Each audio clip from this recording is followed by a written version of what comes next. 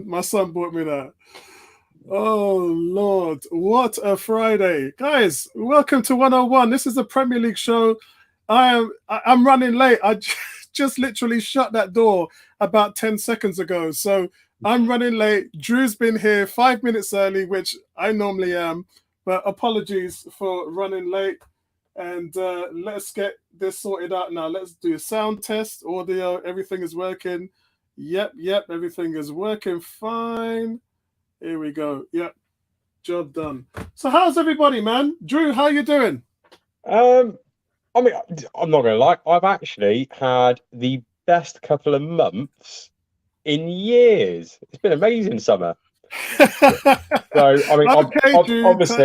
I've just turned 40 a month ago, which Okay, was congratulations. well. I was hoping we could do a show in town. I was Yep, basically, when you're a kid, there's always that one thing that you really want for your yep, birthday, and you never get it. And yep. then when you turn 40, your wife decides she's going to surprise you with the best gift you've ever had. So Oh I've got this on man. hand to show you. I Okay. got a Mr. Frosty. Oh my days. See that, everybody? Mr. Frosty. I am so dead. Unbelievable, man. Yes, So evening, my kids everybody. were so excited for my birthday. So Mad. Evening, Alex. How are you guys? Alex, I was on your show today leaving comments, but it said premiere. So I don't think you saw my comments. But anyway, shout out to you, everybody. Big up to Cannon for the TV. Vincey, how you doing, man? It says, what's up, evening family? Evening to you, bro. Evening to you. Yes, guys. So we're here to have a little bit of fun on Friday. And we're here to really preview the season, the odds, talk about what's going on. Andy, you missed the joke a little bit. Drew said that you was dropping Harry Kane off to the airport. Oh dear, how's things been with you, Andy? Sorry? How's things been with you? Yeah, not bad. You? Oh mate, I tell you, 10 seconds before the show started, I just ran in and shut the door. Barely got my time to get a drink. I've just got some water here. So yeah, I'm just running a little bit late, man. But it's all good, man. It's all good, guys. Good to All hear. good. Good to see you all. Yeah, you too, guys. You too. Listen, let's get straight into it, guys. We're here to talk about. Really, we're gonna just have 5 questions and preview Sunday's game as well. But the main thing is transfer windows. There's it's a difficult one. It's a difficult one because transfer window is still open literally for nearly another 4 weeks, and we've got to sit here today and say who's had the best transfer window so far, and that's a very difficult question to ask because I'm guessing a lot of people are going to be judging the fact that is it quality over quantity or quantity over quality. So we'll have a little bit of look at that, and then we'll see where we are at the end of it. But so far, Drew, what's your thoughts on the transfer window?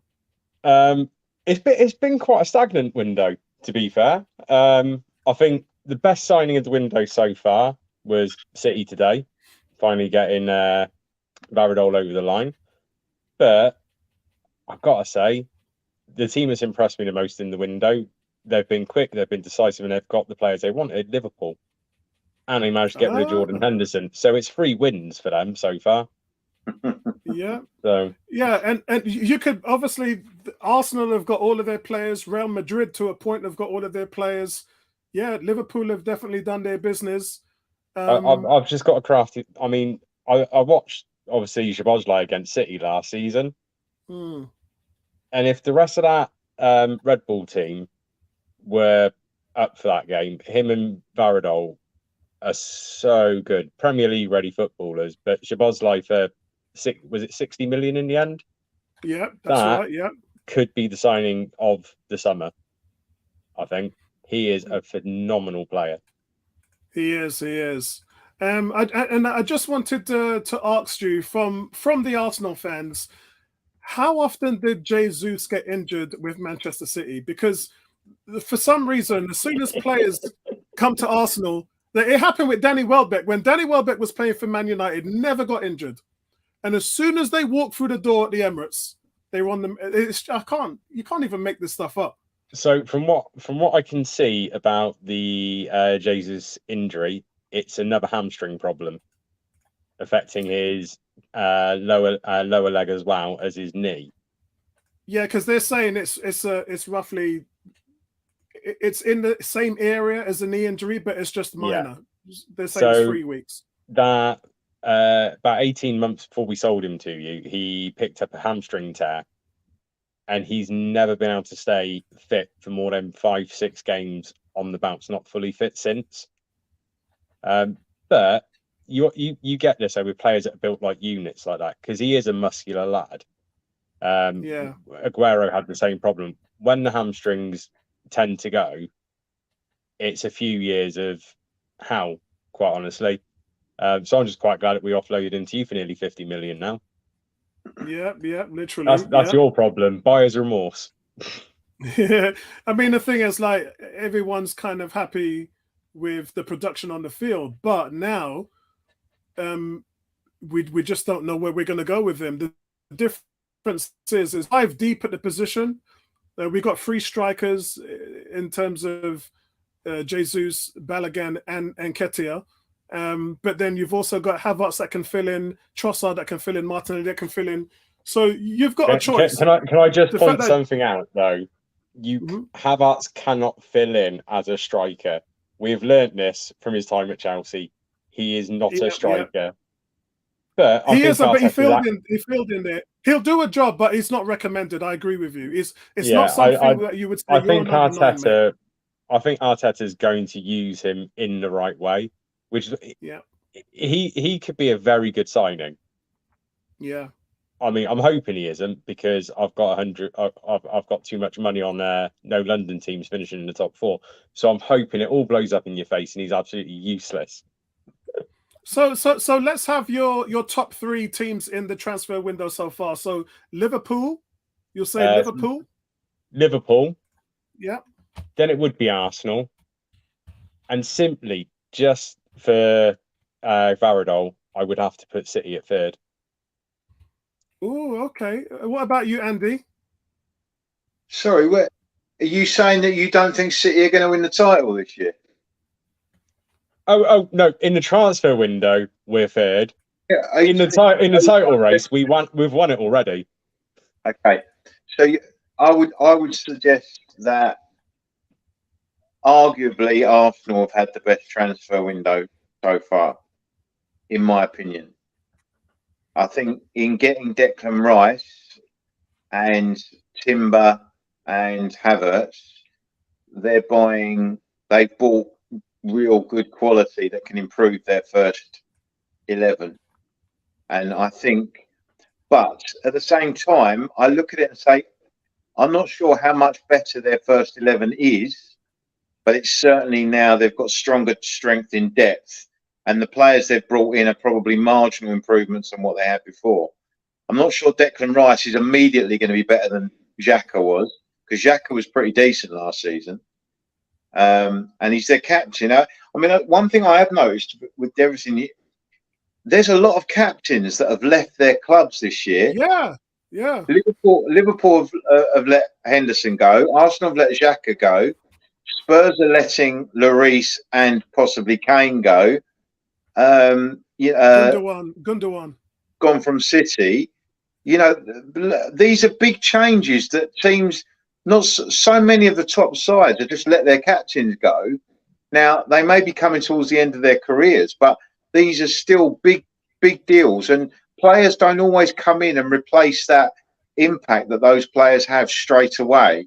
Over time, I imagine Rice will be a good signing for Arsenal, but I'm not sure whether he's going to walk into the Arsenal team and suddenly give you everything that Xhaka gave you last season. It might take him a bit of time to adapt to Arteta's methods, etc., etc. So it will be interesting to see. But I think Arsenal have done.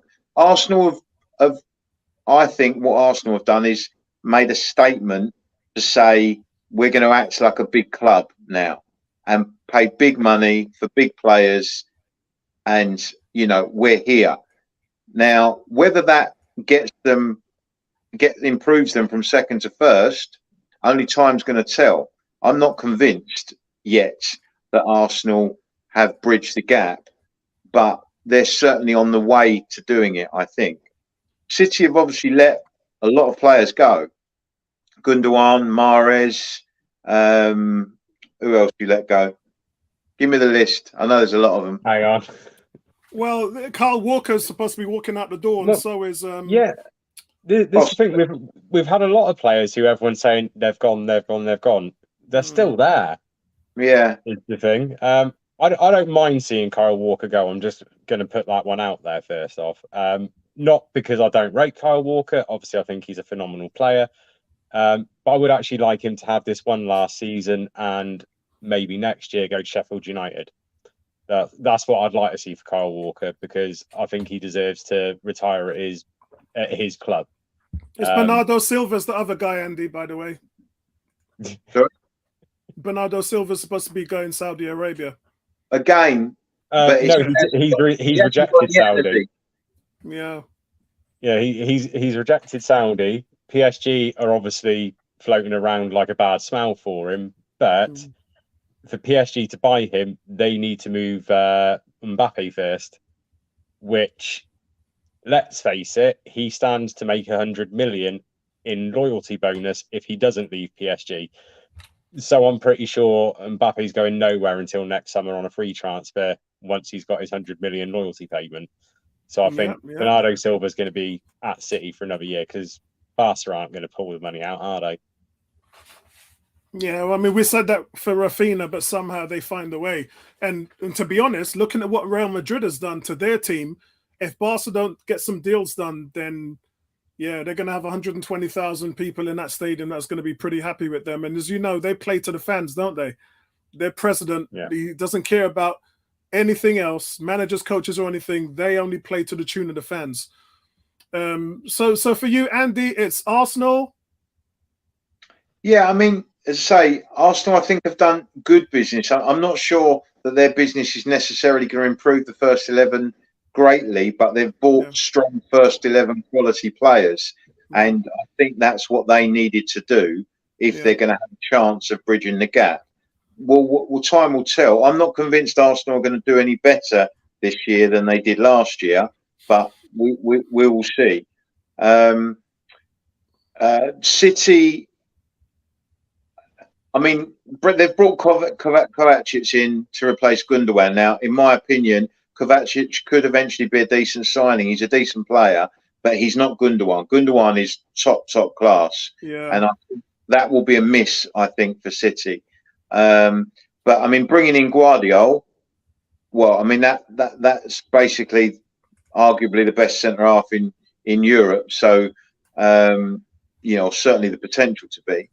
And I think with him and Diaz, I mean, that's going to be a monster centre half pairing. You've still got Akanji, you've still got Ake, Stones. I don't know what's happening. Is Laporte going to go now, do you think, Drew? So, word is Laporte will be a Saudi Arabia special. Right. Which it doesn't surprise me. Laporte is... I got to say this now, because if he does stay at City, I will look like a douchebag when I say it. But Laporte is very much a money-centric player. Laporte had no interest originally in coming to Man City until we offered him nearly 200 grand a week. So I think if he gets that 400,000 a week that he's looking for, he goes to Saudi Arabia happily on his way. So yeah. I heard Spurs were looking at Laporte, but that we could have easily met City's price for Laporte, but that his wages were just like ridiculous. We were never going to pay those apparently we're looking 37.5 at the top of the valuation for him, which... Hey, City are making money now. City are making money. Dollar bill, y'all. Yeah, City are making money, man. So is that your three teams, Andy? Not Liverpool. I'm impressed. I'm impressed by Liverpool. What's weird is I'm impressed with a lot of the business that teams are doing in terms of who they're bringing in. But if you also look at who the players are going out, they're not necessarily improving their squads. They're just, in effect, readjusting their squads and trying to bring younger players in with potential to replace the older players that they're moving on. But those older players have obviously got good experience and know-how of winning top titles. So, I mean, I'm not sure how many teams have actually greatly improved. I think Man United are steadily building to get there. They haven't done a huge amount, but bringing in Mason Mount, I think that will improve them. And obviously they've brought in Don't say it. Don't say it. What? Do not say the young Danish lad who appears to be a knockoff Haaland. They've got knockoff Pep as the manager, knockoff Haaland up front. Sorry, it's Højlund, isn't it? Højlund. Yeah. He's got a great goal scoring record. 9 goals. He's not Erling Haaland. Not yet. He might be one day, but he's certainly not there yet. If you listen to any Man United fans, they are convinced he is the second coming of Jesus. I've had to point out that he's the same age as Haaland, and he has precisely at this moment 15% of the goals at his age as to what Haaland had. He's not Erling Haaland. I think it might take him time. If United create him a lot of chances and he gets off scoring early doors, then that could really help him. But for me, I think Liverpool are going to be strong this year. It might take them a little bit of time to get going, getting the new midfield sorted out with McAllister and Szoboszlai, and I don't know whether they're going to get Lavia or Caicedo. I think they'll get Lavia, but I think is Fabinho actually gone now? Yeah, he's gone. Yeah. Fabinho, Henderson, Milner, they've all gone. Which is funny because what's going on with Thiago? I don't know about whether Thiago is still there. Where's Neil tonight? I thought Neil would be here tonight. Is he not around? Yeah, he did message me saying it's going to be a nip and tuck whether he'd be able to make it. Oh, okay. Yeah, it's a shame, but that's your three, Andy. I think Liverpool, Arsenal, and what did I say? Manchester United. Manchester United. Yeah. Excellent. Bertrand, welcome to the show. How you doing, bro? Welcome. Preparing again for another season. Andy, Drew, how you doing? Hi, Bertrand. Hey, Andy, I love the progress your team is making. Continue it. It's really good. I am very happy about how Tottenham is doing, and I hope it continues. But no, I heard you guys talking about who has that best transfer window. Yeah, I was about I don't think we have had the best transfer window, even though. So here's where I'm on a ledge by myself, dangling off, being held up by my 2 feet. So I love Timber. I think he's been great. I'm not in love with Havertz, and I think Rice is okay. Rice has played like El Nene 2.0 in preseason. And here's what I hear from my fans. Not my fans, I mean the fans, which is they all rave about Timber. And they say Rice is great. They haven't said he's played great. There's a difference. And Havertz has been okay. But I don't see where Havertz fits into the team. He's not an 8. He's not a 9. He's not a 10. He's not an 11. I don't know what he is. But he's a very good footballer. But I don't know where he fits. He's like Smith Rowe. He's a good player. But he's in a very particular niche as to where you can put him on the football pitch. Yeah. Well, no, he would have looked great 3 years ago under Pep when we were playing without a 9 at all, and City wanted to play football with no forwards. Havertz was the kind of player that would have been great in that system, but that lasted for all of 6 months, and now no one's even trying to play a false 9 anymore. So, what is Havertz's role in the game all of a sudden? It's a weird one to see where he fits with anyone. But he is a technically brilliant footballer. But unfortunately, being technically brilliant doesn't matter. He's not quick. No. So maybe if you can tell me, when I look at footballers, there's somewhat differentiating quality. Kane is a brilliant goal scorer, not a presser, a brilliant goal scorer. Cannot be debated. Shoot from any angle, right foot, left foot, get into space, and a brilliant link-up player. So is Tony, by the way, in a lot of respects. Not as good as Kane, but not really far down the ladder. Haaland is just a beast, right? You can take players out and talk about their attributes, and it's clear. What is Havertz's differentiating quality? He has great hair.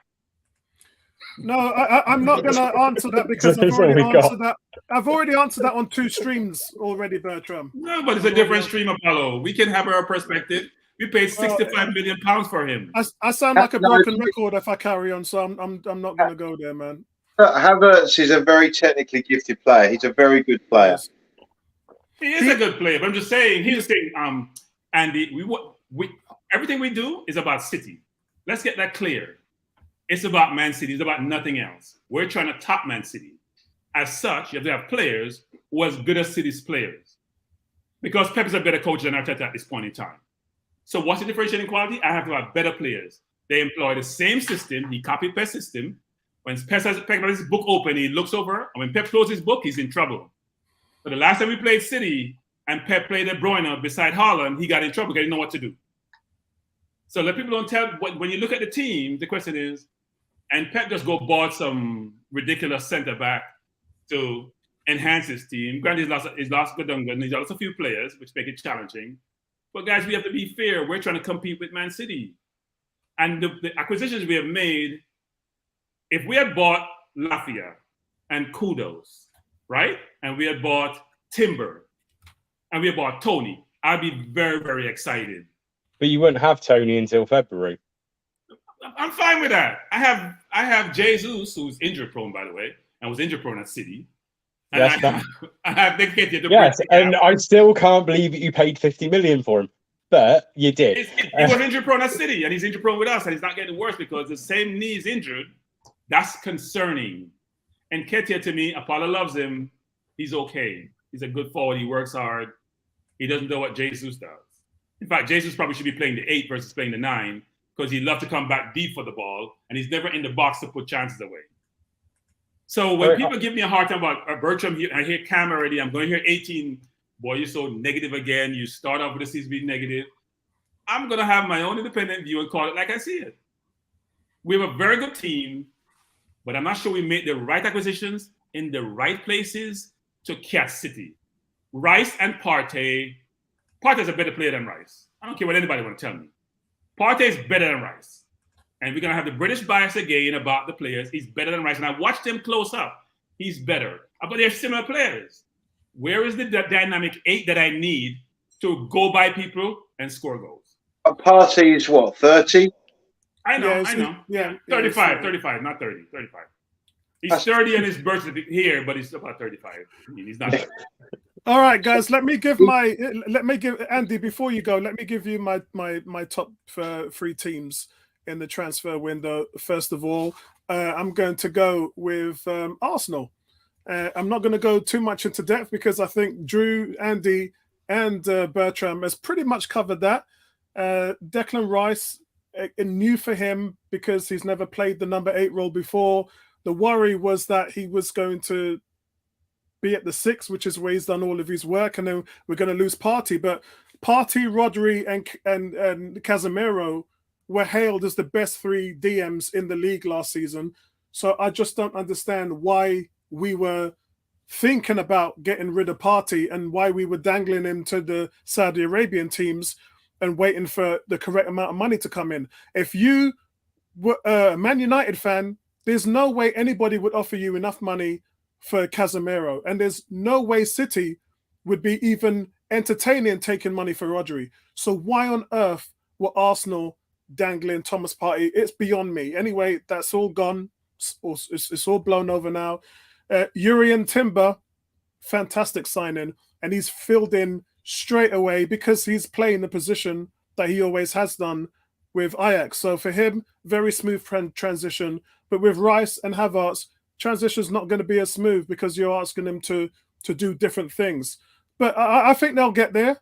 I think they'll get they'll get there. But that's one of my teams that I'm going to say has had a good window.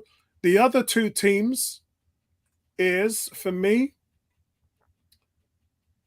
Aston Villa. Now, To be fair, this is always going to be a team that look. I don't think they're going to break into the top 4. I think their target is Europa League. They're looking at as far as a team, they're looking at the likes of Chelsea, Newcastle, Spurs, Brighton. That's their competitors. That's their rivals.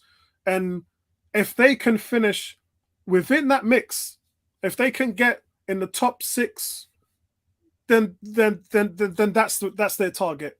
And I think Moussa Diaby is a fantastic. I saw him playing for Aston Villa in pre-season the other day, and he just looked ridiculous. I think that's a great player. That player alone, I think, is an A. Torres, I think, is a B. I think, look, a lot of Spanish strikers have found the Premiership really, really tasking. I think they've found it tough. And the jury's going to be out on him. The jury's going to be... He's not. He's a centre back. He's a centre back. He's a very good centre back. Sorry, centre back. A lot of centre backs from Spain have struggled here. So, you know, name me one really, or name me 3 who Spanish centre backs who've had a really positive Premier League career. I don't. Aymeric Laporte's got a few titles. I thought Laporte was French who became a Spanish citizen. I mean, look, he was born in Basque Country, which makes him both. Leave the poor lad alone. Okay, I thought he could get to the French team. That's why he went to Spain. But okay, fine. And then there's Yuri Tielemans, which, quite frankly, they were the first to call him, and he could have gone anywhere. Decent player. Some people don't rate him, but I think he's definitely made an upgrade from where he was before. He would have liked to have gone to a better team. Arsenal already done stuff with him in terms of talks, but I think he's in the right team, and I think Emery will get a lot out of him. So, I think they've had a good transfer window, and that's why they're on this list. And then my last one, I would actually have said Liverpool, but I do want to mention. Let's get them up on the screen. I do want to mention Chelsea. But the only thing about Chelsea is I said to Drew and Andy, and I'll say to Bertram, let me get this thing down so I can see Bertram's face. Hold on, guys. We're missing Bertram's his cute face down there at the bottom. Remember I said to you quality over quantity or quantity over quality. This is definitely quantity over quality. There's some decent players in there. But my question is they already had 17 attacking players before this transfer window. So how are these guys going to fit in? And they're still looking to buy more. I don't get it. And I cannot wait to see them play. They're the dark horse. And apparently, when they played Fulham, they played them off the park. And the fans are really excited. I'm going to be honest with Chelsea. Not one of those players gets in a top 4 rival. Nkunku's the closest, but not one of those other players runs close to getting in a top 4 team. Nkunku's injured now, isn't he? Yeah, he's injured. Yeah. Is it 2 months they're looking at he might be out for now? Yeah. Certainly a month, I think. But yeah. He's the only one I could see being in the top 4 team. I don't think they're going to make top 4. Liverpool have got a way better chance than them to make top 4, if I'm honest. So, Drew, I have a question for you, Drew. Yeah. How many Newcastle player gets into a top 3 team or a top 5 team? Sorry, Newcastle. How many Newcastle players? Yeah. Not many, do they? No, maybe not many. Gimenez if you're lucky, maybe Isak if you're lucky. Not many, but this is a question, though, of Eddie Howe's had 2 seasons working with those Newcastle players. Pochettino's walking into a very dysfunctional unit at Chelsea. Pochettino's main problem, though, is that he's desperately trying to trim that squad down to 24, 25. I know, but they've gone and added another 6 players to it. Well, I know, and he's not happy. I mean, he's happy. He's getting happier with what the players they've got out the door, but because they've got rid of some big characters, and I think that's going to make a difference. Pochettino is very, very good at working with a young squad. It's what he did with Tottenham when he came in at Tottenham. He had all, Kane and Son and Ali and that lot, Ericsson, when they were all very young, and he moulded them into a very good team. I think he'll do well at Chelsea, but it might take him a little bit of time to get going. I think it's going to take him a couple of seasons because Chelsea need to get rid of every element of I disagree. I think he needs 1 season. He's got a lot of talent. They're gonna mold the talent. He's got a lot of talent. He'll do. The thing is, well. there's no doubt there's talent there. Sorry? Sorry, Andy. They'll be running teams all over the park. They'll be harrying and pressing them, and he will.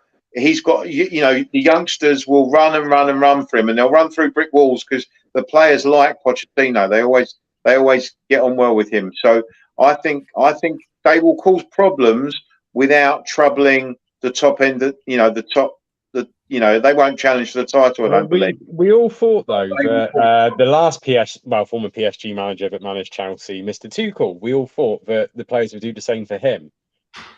Yeah, they got him fired. He's not He's a Grinch. He's a Kill Tuchel. No, it's different owners, Andy. He's not like Pochettino is for having players that will run through brick walls for him. Yeah, different owners as well. I don't think if the owner was in place that they've got now, they would have never bought Tuchel. That's what I think. No, they wouldn't have done. Tuchel would never have been in charge, which means they wouldn't have had that Champions League. I noticed that you've all been very, very quiet about the business that Tottenham have done.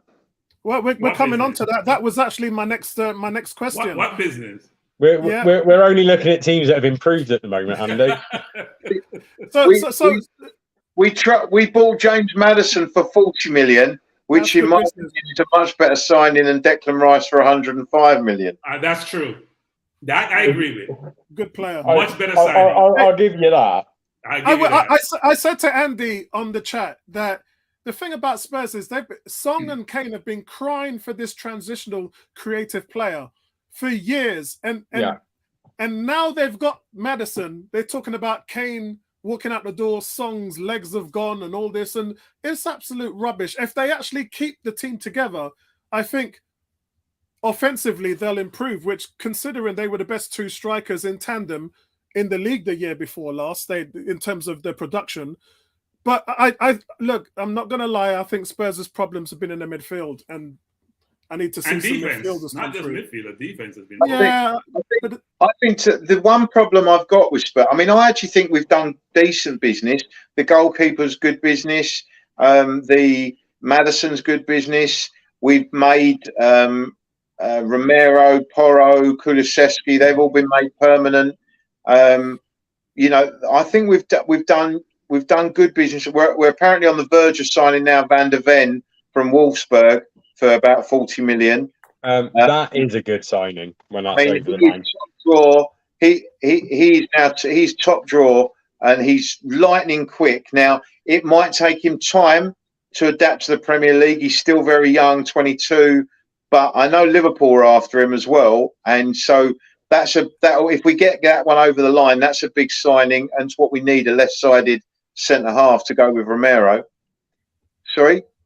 We'll come on to that in a minute, because this is my point. Now, if we're going to get Van der Ven over the line, really what makes or breaks Spurs' window now is whether or not Kane stays or goes. Because if Kane stays and we get Van der Ven and maybe another centre-half in before the window closes, then actually we've had a really good window. If Harry Kane goes, all bets are off, because that is going to drive a coach and horses through the side.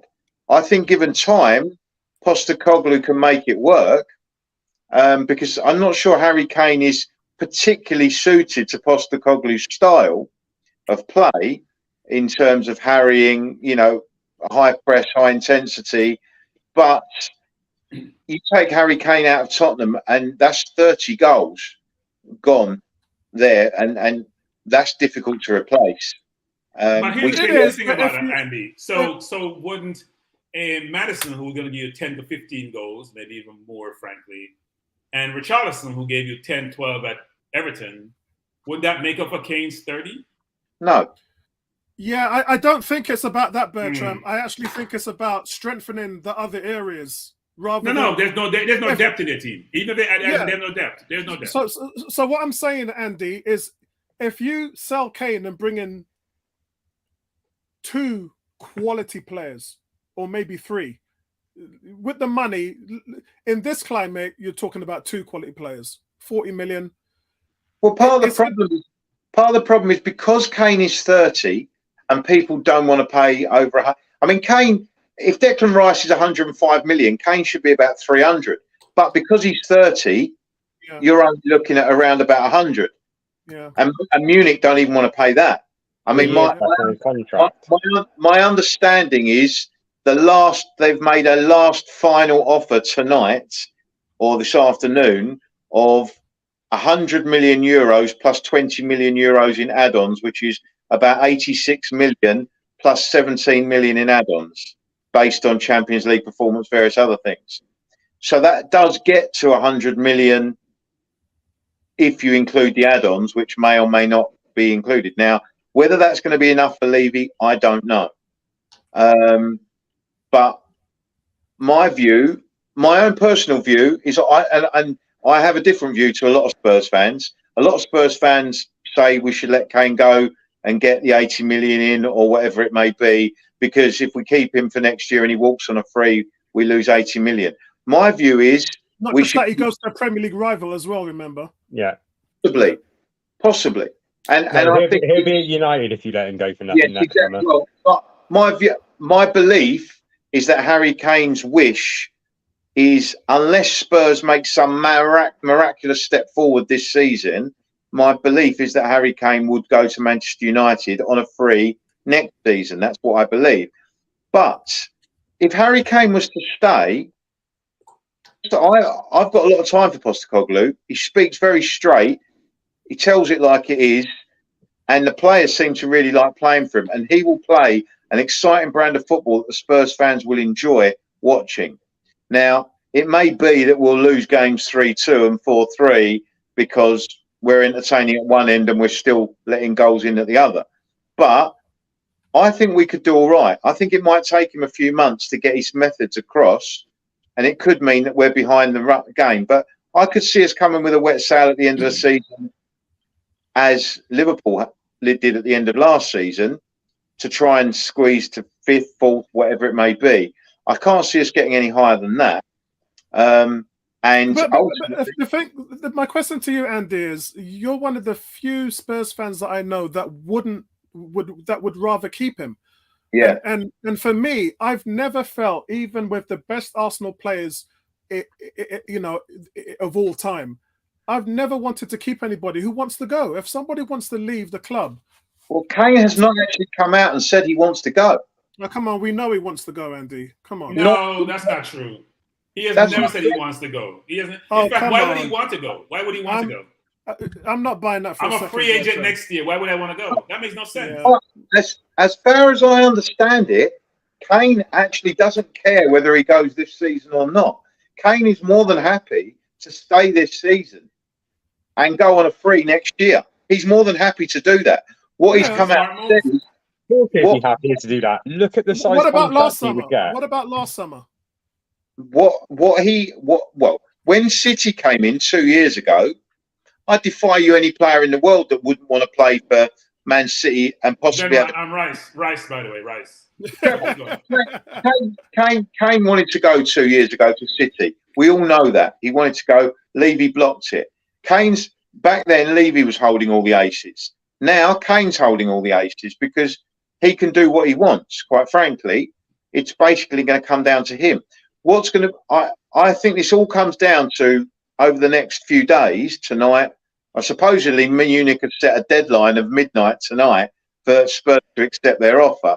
Now, Levy doesn't play games like, I'm going to go to your deadline. It's not going to happen. But I've just noticed I'd have to question Kane's ambition. I think Kane is ambitious, but he's basically signed a contract, a 6-year contract 5 years ago, without any break clauses, etc., etc. That was down to the naivety of his brother Charlie in the negotiations. He was a bit naive, and he tied him into a contract that he didn't really have any way of getting out of. Levy was in complete control, which you've got to hand it to Levy in that regard. But I think a lot of this comes down to Levy. Levy and the board have to decide whether whether they're going to prepare to risk 80 million, 100 million pounds now in the hope that over the next year they can convince Kane to sign a new contract. Because he's made it clear he's not going to take the money, go buy Ivan Toney for 60 mil, put 20 million in it and go buy a midfielder. That's what I should do. You can get Jovetic for 55 million. Ivan Toney for 60 mil and put 20 mil on the 80-something million and go buy a midfielder. Well, I would. I'd go for Jovetic from Barcelona because apparently 55 million, not Barcelona, from Juventus because apparently 55 million. Nah, he's overrated. He's overrated. Just is Try No TV an Arsenal fan by any chance? I don't know. He's new to the channel, so he may be Arsenal, maybe Spurs. Ambition doesn't make you be at Tottenham at 30. Yeah. Well, he got to a Champions League final, which is more than any Arsenal player has done in Kane's lifetime. So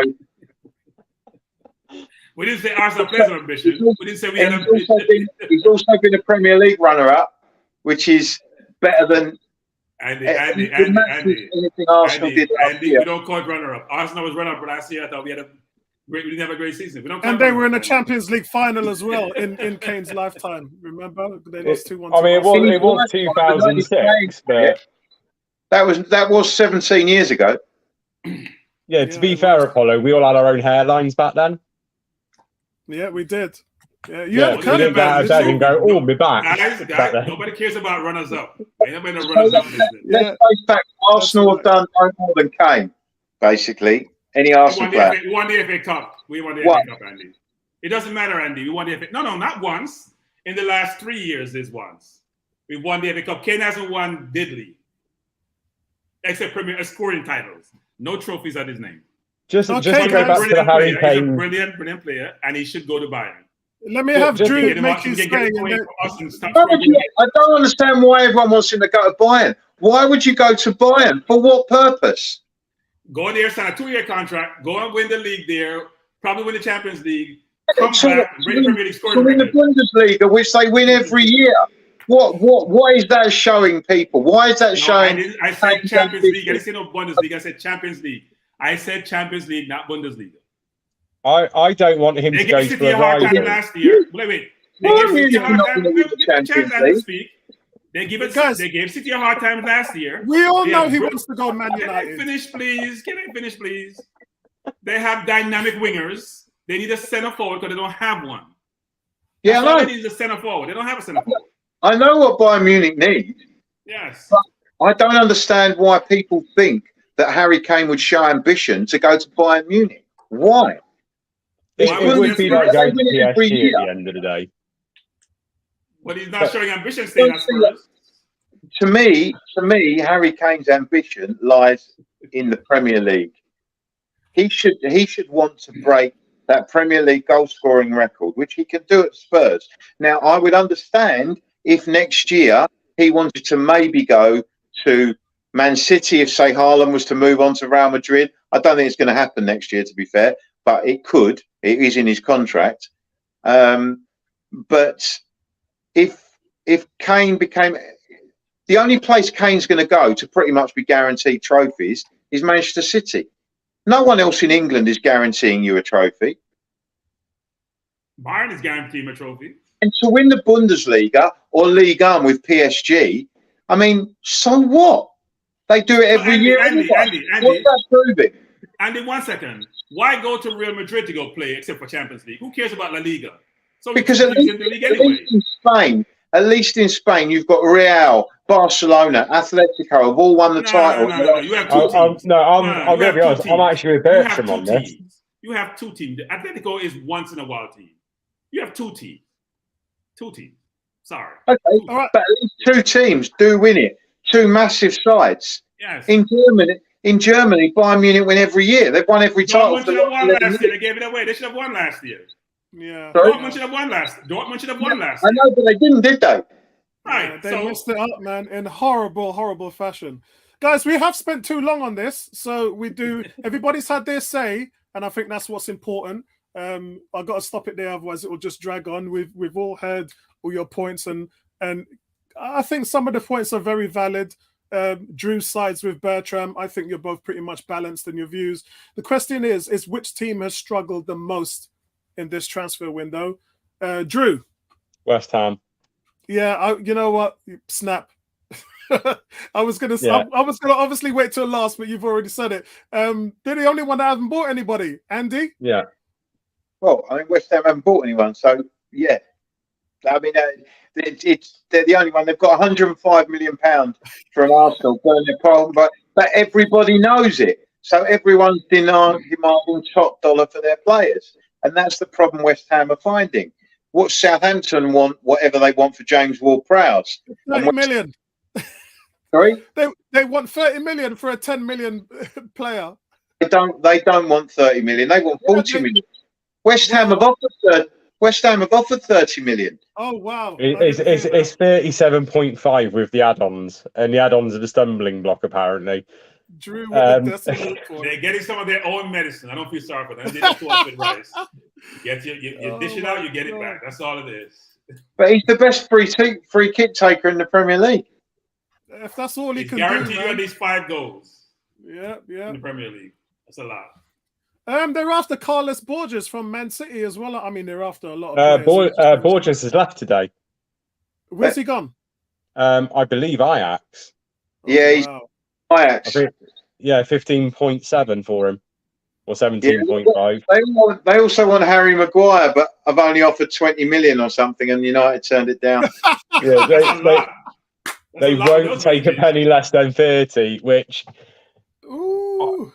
If Harry Maguire ends up at another Premiership team for a deal of £30 million or more, I will cry. It can't happen. Come in for him today as well. It's Everton and West Ham that are really in for Maguire.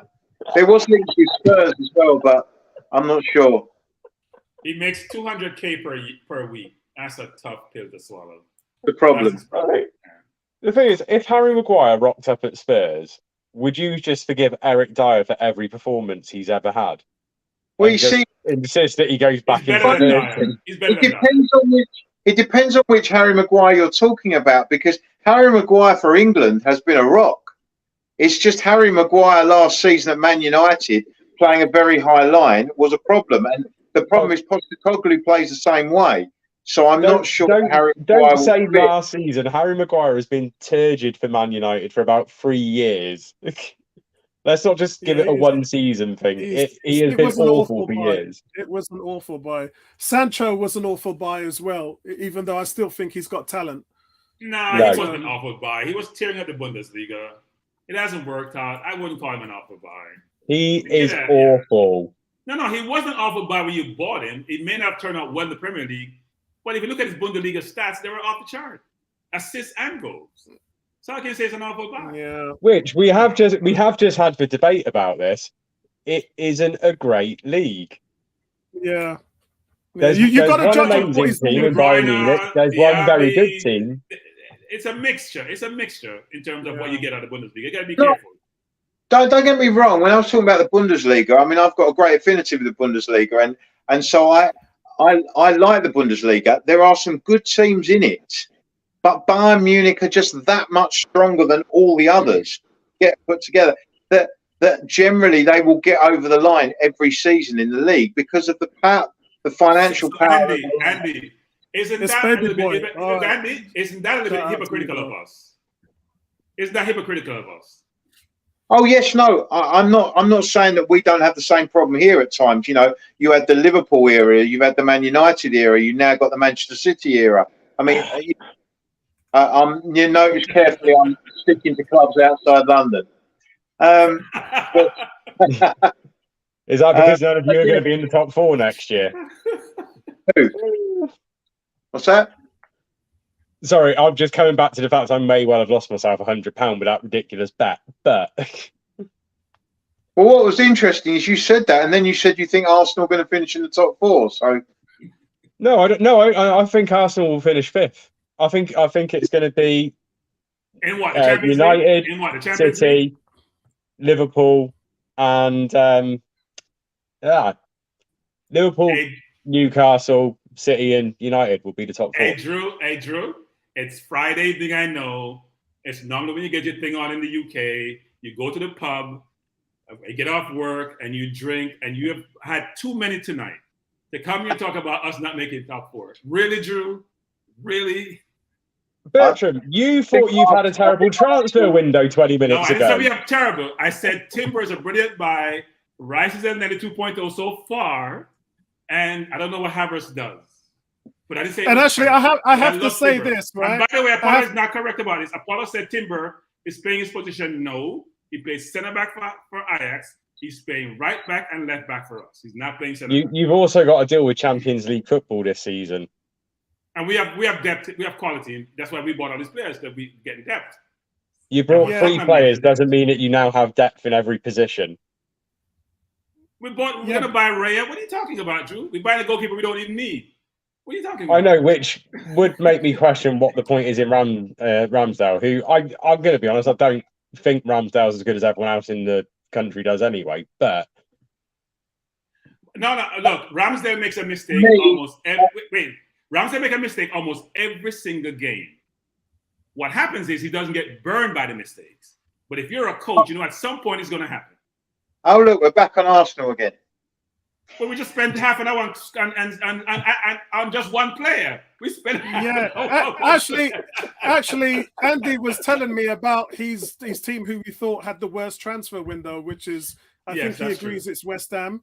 Yes. And obviously Bertram, have you got any other team to say outside? I don't consider anyone to have the worst transfer window until the window is closed. So preliminarily, it appears that way. But they should They should buy Balogun and buy Ward-Prowse, so they'll be good. Yeah, I'll give them 50 million for Lafia if he decides to go there versus go Liverpool. That's a really good buy because I really rate the kid. Right, Bertram, you can start with the next topic. Will Liverpool and Arsenal and Chelsea get back into the top 4? That's the big. Brilliant question. That's the big question. There's now a top 8 in the league. It's no longer a top 6. It means a top 8. No, you mean there's a top 1 and the rest of you. and while you answer that question, Drew's got his big wooden stick out. He's doing that. The level of arrogance is unbelievable. Last year, if my manager could in-game manage, he's a brilliant coach. We may have given you more of a fight than we did because you were struggling last season for a while. You have lost a few quality players. I think it's going to be tough, actually. I think Newcastle will not have it as easy this year. I think Man U, if Ireland works out really well for them, will be tough because I rate Ten Hag as a brilliant coach, frankly. Better than my manager. But anyway, Apollo and I would argue about that. Even though he can't finish higher than him. No, he beat City last year after getting 7. And he won a trophy in his first year.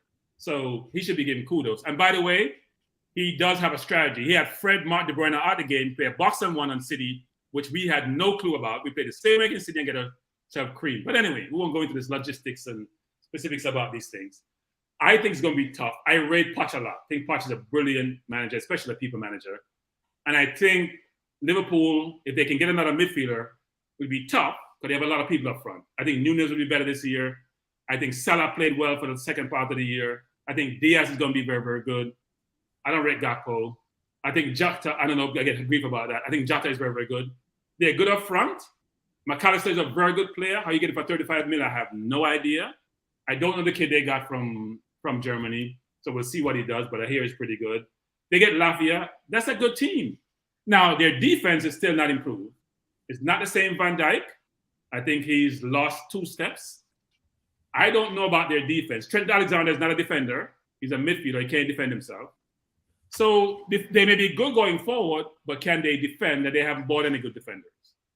Will they make? I think it's going to be the same top 4 we had last year as we had this year. That's my view. I think Chelsea will make it tough.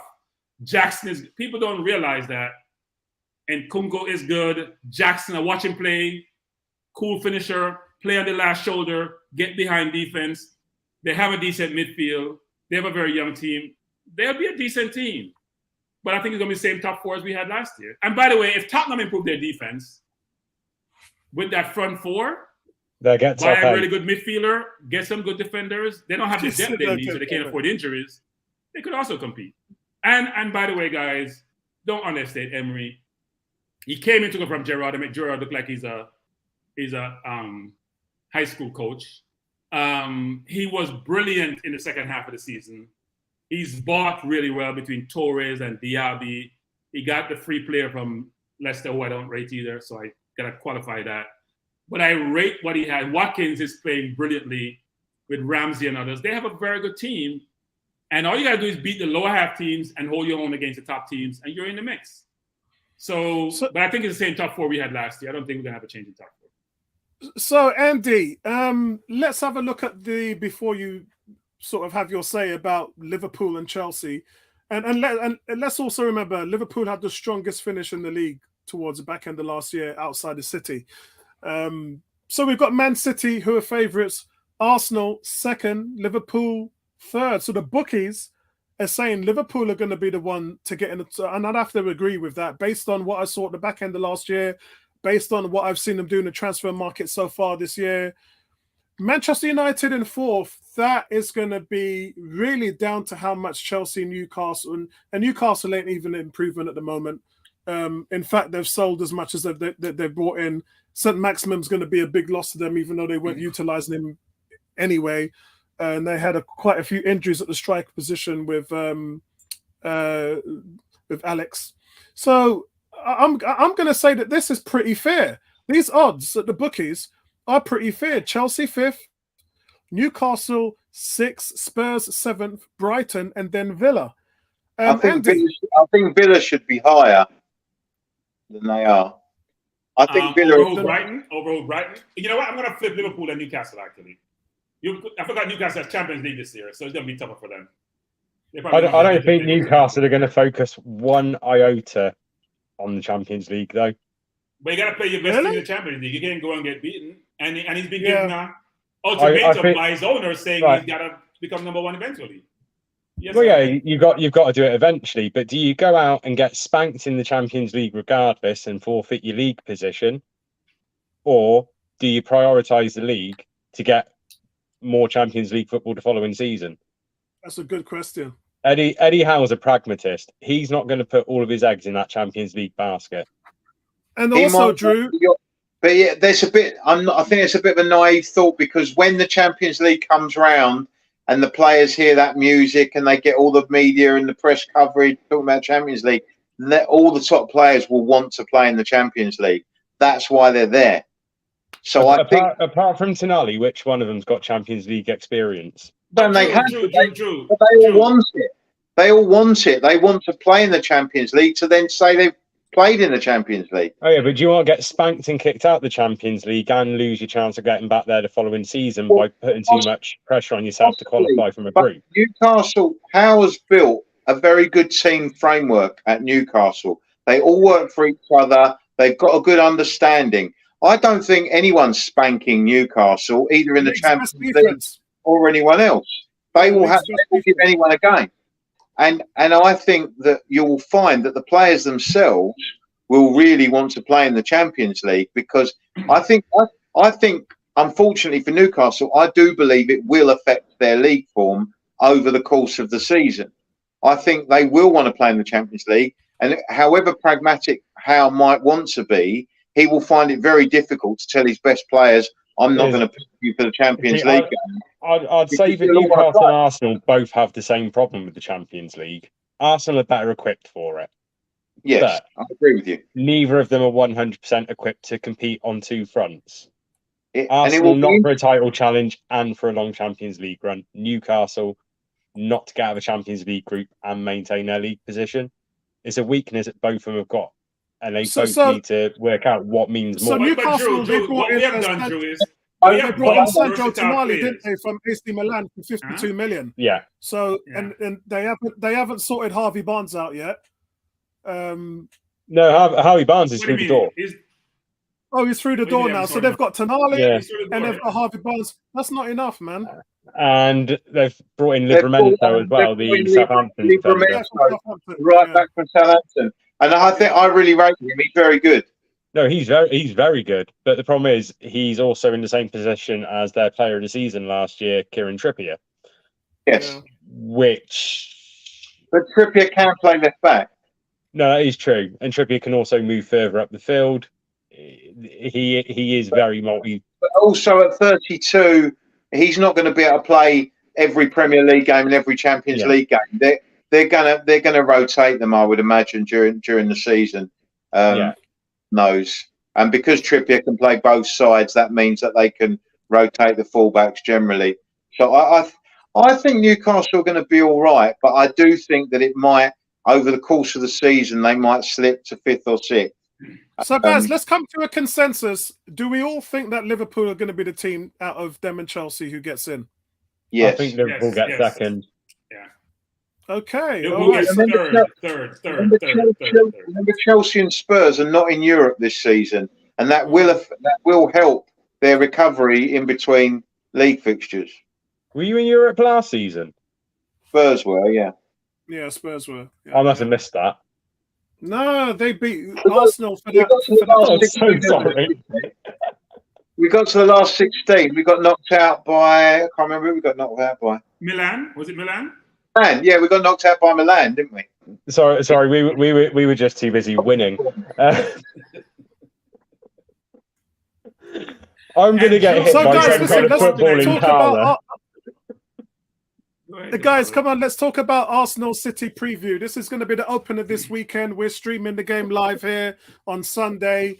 It's been a crazy. What's that? It's a friendly. It's a friendly. You can't get excited about a friendly. Whoa. You're lifting the trophy, mate. Oi, Arsenal won a trophy this week on Wednesday, mate. It's a tin pot. I have a question. That's how Spurs winning the 5 o'clock. Wait, I have a question. Have you played in the Community Shield, Andy? Have you played in that game? Have Spurs played in the Community Shield game? Have you played in this game? We've played it a number of times. Spurs have won 7 Community Charity Shields. Shield. The last 20 years. The last 20 years. The last 20 years. No. I'm talking about in the 50s and 40s and 30s and 10. I'm talking about last 20 years. Relevant times. I think what we all need to remember when it comes to the Shield is it is a friendly. Same as that competition that Spurs won last week was a friendly until you win it. And when you win it and you get to lift the trophy, then all of a sudden, that is your World Cup moment. But no one at Spurs was seriously worried about winning that last week. That's why Harry Kane. Richarlison looked pretty bloody chuffed. See how Harry Kane took himself away from the trophy. He deliberately didn't lift it. He let the Richarlison lift it. He didn't want the grief. People say the only trophy you're going to win is the trophy. Guys, if it's one thing I know in pre-season, the Arsenal versus Man United game and the Arsenal versus Barcelona game, they didn't treat them like pre-seasons. And Ten Hag, after the game, even said, there's no such thing as pre-season.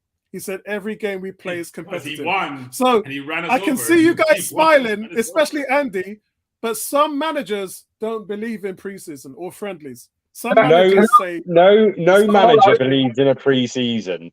But let's face it, every player believes in the pre-season because this is about getting fitness right. Yeah. The game on the weekend is not going to be competitive. It's not. Apollo, what happened the last time Arsenal and Manchester City played in the Charity Shield? I think we beat them 1-0, didn't we? Yeah. And who won the title that year? Not Arsenal. City. City did, yeah, exactly. So it doesn't tell you anything. City have won the last 2 titles and lost the last 2 Charity Shields. Yeah, I think we're losing it. I think we're losing it a little bit here, Andy. There's going to be a competitive game this Sunday, and it's all about banter. By all means, I'm happy if Arsenal beat us this weekend. Does not bother me. Ooh, Bertram's not I want to win. We don't beat City that much. So if we get a chance to beat them, we should beat them. So we don't beat them that much. We lost to them 3 times last year in competitive games. We have to try to beat them. Last year, when it matters, they'll beat you. We'll see. Yeah, you know the frustrating thing, Andy, was the season before Arsenal played City the best I've seen them play in a long time, and they lost.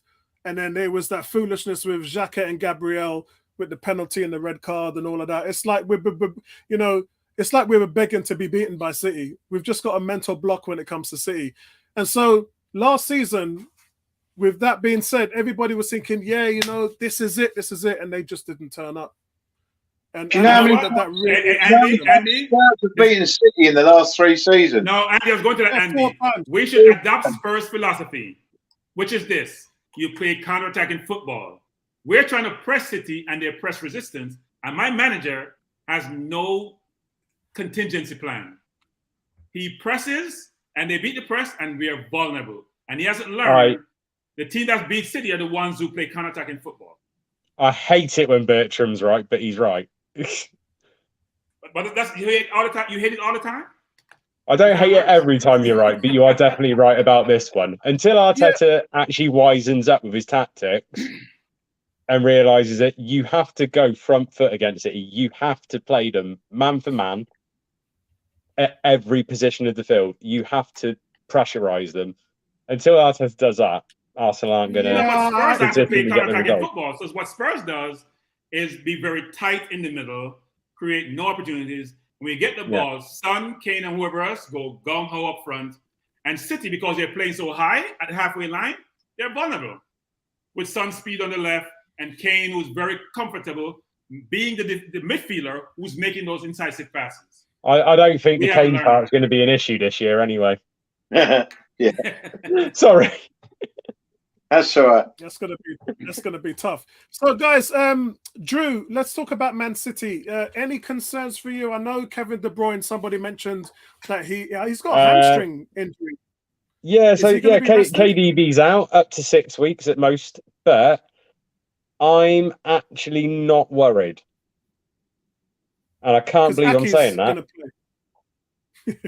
Ake should be fit, but I think we're going to I think we're going to see Foden drop into the pocket and play as the 10 more often this season, which I'm not unhappy about that in any way, shape, or form. We're probably going to be playing a lot of Cole Palmer. There's what's his name? The new Crystal signing, Palace winger. Kovacic. Is the new signing going to play? Kovacic will play on the weekend. Obviously, Varadol won't. He's only just had his medical. I don't think we'd even have him registered in time for the game. But this is one of those games. I'm not mad if we lose this one. Ooh. I think City is more vulnerable this year, actually. You're entitled to think that, but you all thought that City were vulnerable when you were 8 points clear last year as well. No, I think their captain has been such a leader for them. Gundogan is, in fact, the 2 games I remember: the FA Cup game with Gundogan, and the Champions League games, both of them against Real Madrid. I mean, he single-handedly grabbed your team by the scruff of the neck and got. I love it when Andy smiles like that. I absolutely love it. The thing is, though, I obviously love Gundogan.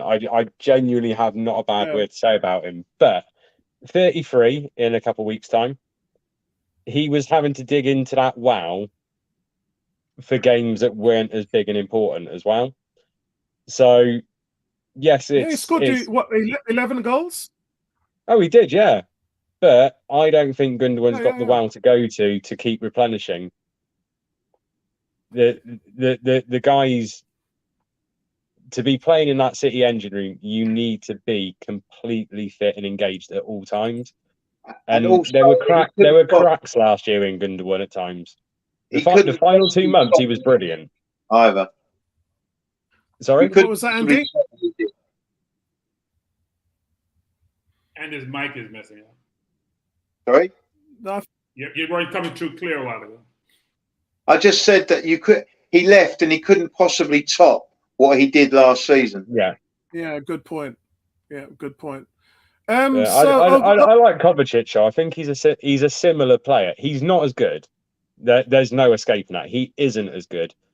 He hasn't got the goals in him. No, but what he can do is he can sit, he can spray the ball around, he can get up and down, he can affect the game in a different way. I mean, the Chelsea City game in the Champions League a couple of years ago, Kovacic was the best player in the Chelsea team, ahead of Havertz. No, he's a very good player, but you're not as strong as last year. Well, sorry to go back to the transfers, but if I was Arsenal looking at what midfielders Chelsea were looking to get rid of, if I'm looking at Havertz at 65 million, but Kovacic was available at 30, I know where I'd have spent my money. Why do you keep talking about Havertz? We don't want to talk about Havertz. You don't. We don't want to talk about Havertz. Rice and Havertz, 170 million on Rice and Havertz. That's a crazy, isn't it? Crazy, isn't it? And we got ripped off players with who are not dynamic, differentiating players who are going to take you and just ram down. I mean, it's amazing when you think about it, isn't it? I see Rice playing like a Nelly, playing the ball back and playing the ball back and I'm sitting there shaking my head saying, "Really?" So Bertrand, he can only play the 6. He's not an 8. Where do you could have done better? Yes. Yeah.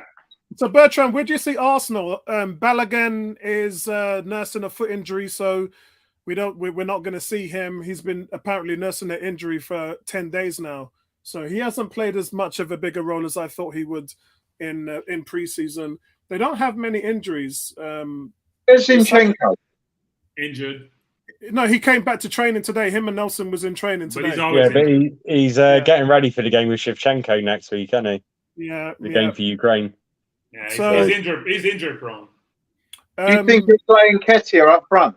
Yeah. I think it's going to be Eddie up loves front. him. Yeah. We don't know why, but he must be listening to Apollo. He David did Raya last year, actually. And Nketiah did a good job when he was injured. He did a very good job, but the fans don't appreciate him, Andy. They don't. He scored 31 goals in 46 starts. They don't appreciate it.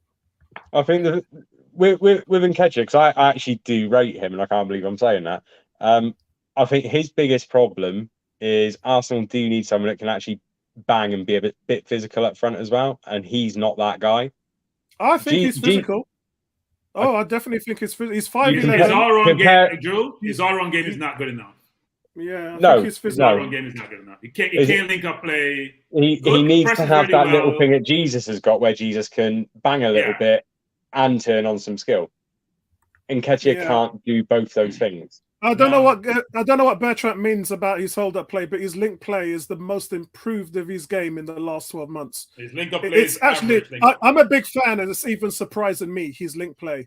The performance he had a couple of days ago against Monaco, his all-round game, getting to the byline, putting balls in from the side, holding it up for other players to come in. He put in a total performance, but he's been doing that for quite a few years now. It's not just last season. You forget the back end of the season before, when we were challenging Tottenham for 4th place. They kicked Lacazette out of the team because he had 2 goals from open play in 30 games. They put Eddie in for the last 8 games and he scored 5 goals. So he just produces, and it's not just the goals. Tell me how that season ended up.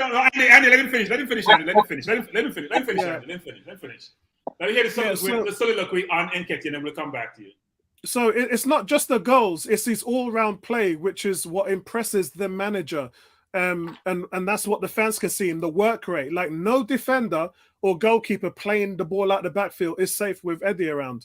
And for me, that's the only thing that Balogun lacks. He doesn't have that urgency and that tenacity. He's not. How shall I say? Balogun's not a nuisance. He's just a striker, and he's a very good one. But we don't know at this level. We don't know at the Premier League level how good Balogun can be. But Balogun, for me, is not a nuisance. Eddie is a damn nuisance to any defense he plays against. So, look, I would keep Balogun. I want capable, excellent. We're Arsenal trying to win a title and compete in the Champions League. Which top 8 team would Eddie get into as a starter? Which top 8 team? After next weekend, probably Spurs.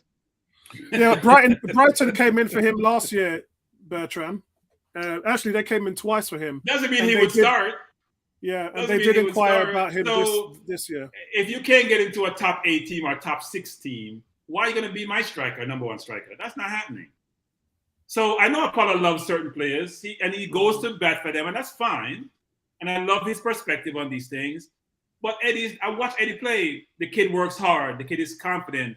He's a fox in the box and can score goals. Link-up play is not great.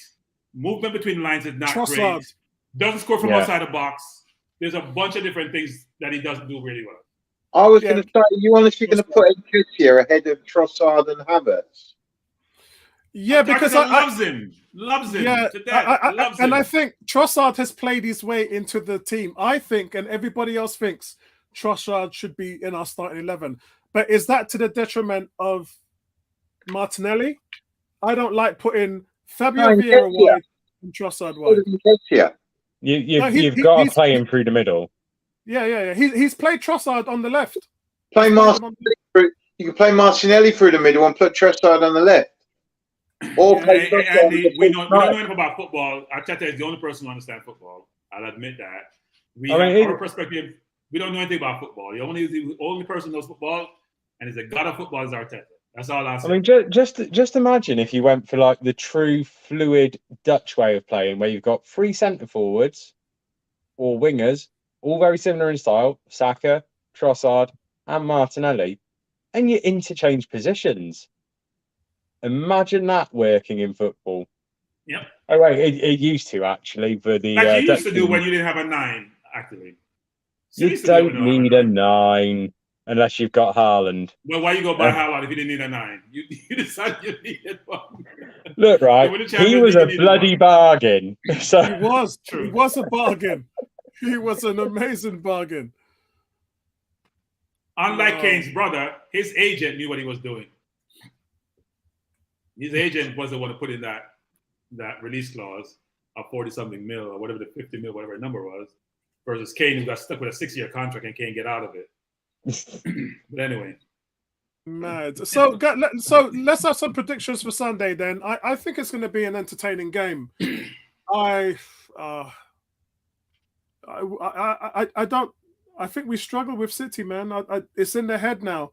The last game last season, we didn't turn up because there's a mental block there. I don't think that the players think that they can beat City.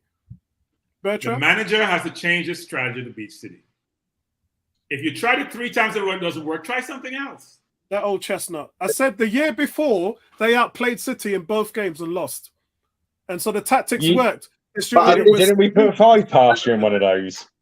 Yeah. One at home we went. No, it was one at home. Away we did. At home we did. We should have won that game. But Martinelli missed that sitter. At this stage of the season, though, what matters is how developed the fitness of the players is in pre-season. Manchester City are about 2 weeks behind Arsenal in terms of their preparation for this season because they finished 2 weeks later than Arsenal, and therefore they've come back 2 weeks later and they've had a bit of a chop and changing. I believe there's a good chance that Arsenal will get a result on Sunday, not because I think they're better than City, but because I think Arsenal are further down their preparation route pre-season than Manchester City are. So I think Arsenal would have a chance on Sunday, but I don't think that would have any bearing on the season afterwards.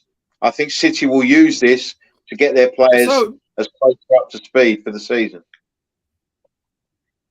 So for me, I'm going to go for a 2-1 City win. I don't know. Yeah.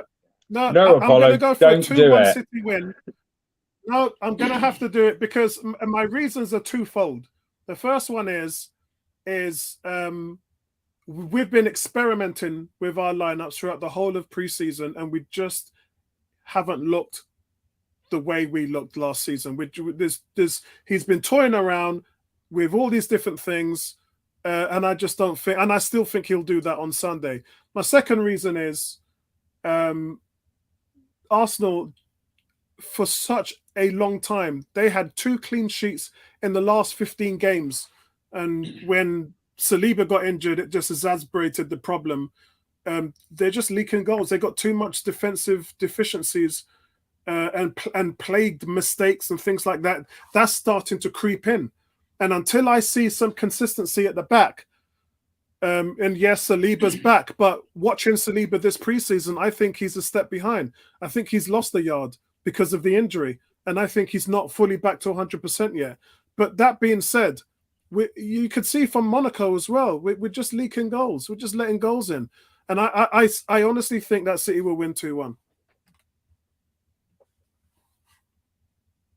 Drew? I want Arsenal to win because I want to have that pleasurable experience again, like I had for most of last season with your fans giving me shit on every social media platform for being a City supporter. I just want it all. I just want every Arsenal fan to think that you've won a treble when you've won a friendly, because it gave me great pleasure last year.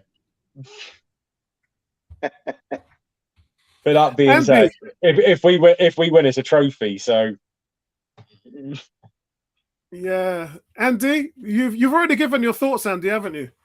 Yeah, I mean, look, it wouldn't shock me. I mean, City. I think City are the better side. It wouldn't shock me if they win. I just think, given their relative pre-season development, I wouldn't be surprised if Arsenal were to win this on Sunday. Bertram? I think City will win because they have a better manager. I think my manager doesn't know how to in-game manage. He's clueless. And I keep saying Are you still Arteta bashing, Bertram? He is I'm not bashing him. He's a brilliant coach. He doesn't know how to manage games. It's the same. So 33 games. It's Bertram's time, right? It's Bertram's time. So Andy, we hear this on every single. So Andy, we played Man U, their second team. That we They're don't hear pressing us, and we're lost, Andy. They're pressing us, and go watch the game against Man U. We're lost. They dominated. And what he did was he put his wing backs high. He played over the top against us. Got behind us a couple of times. We made no adjustment, Andy. We don't adjust during the game. We don't adjust before the game. We play one way, same system, same style, no adjustment, no matter who the opponent is. And we don't handle presses really, really well. Subtle presses, yes. Vigorous presses, we don't. We struggle. He hasn't learned that yet. And I watch, and even during the game when things are not going well, he doesn't adapt. He doesn't make changes. So when people talk to me about these things, I'm like, you know what, guys, try to think deductively about these things. Don't just follow the herd, what the herd says. Make up your own mind about some of these things you're watching and realize your manager is poor in-game manager. It's not debatable.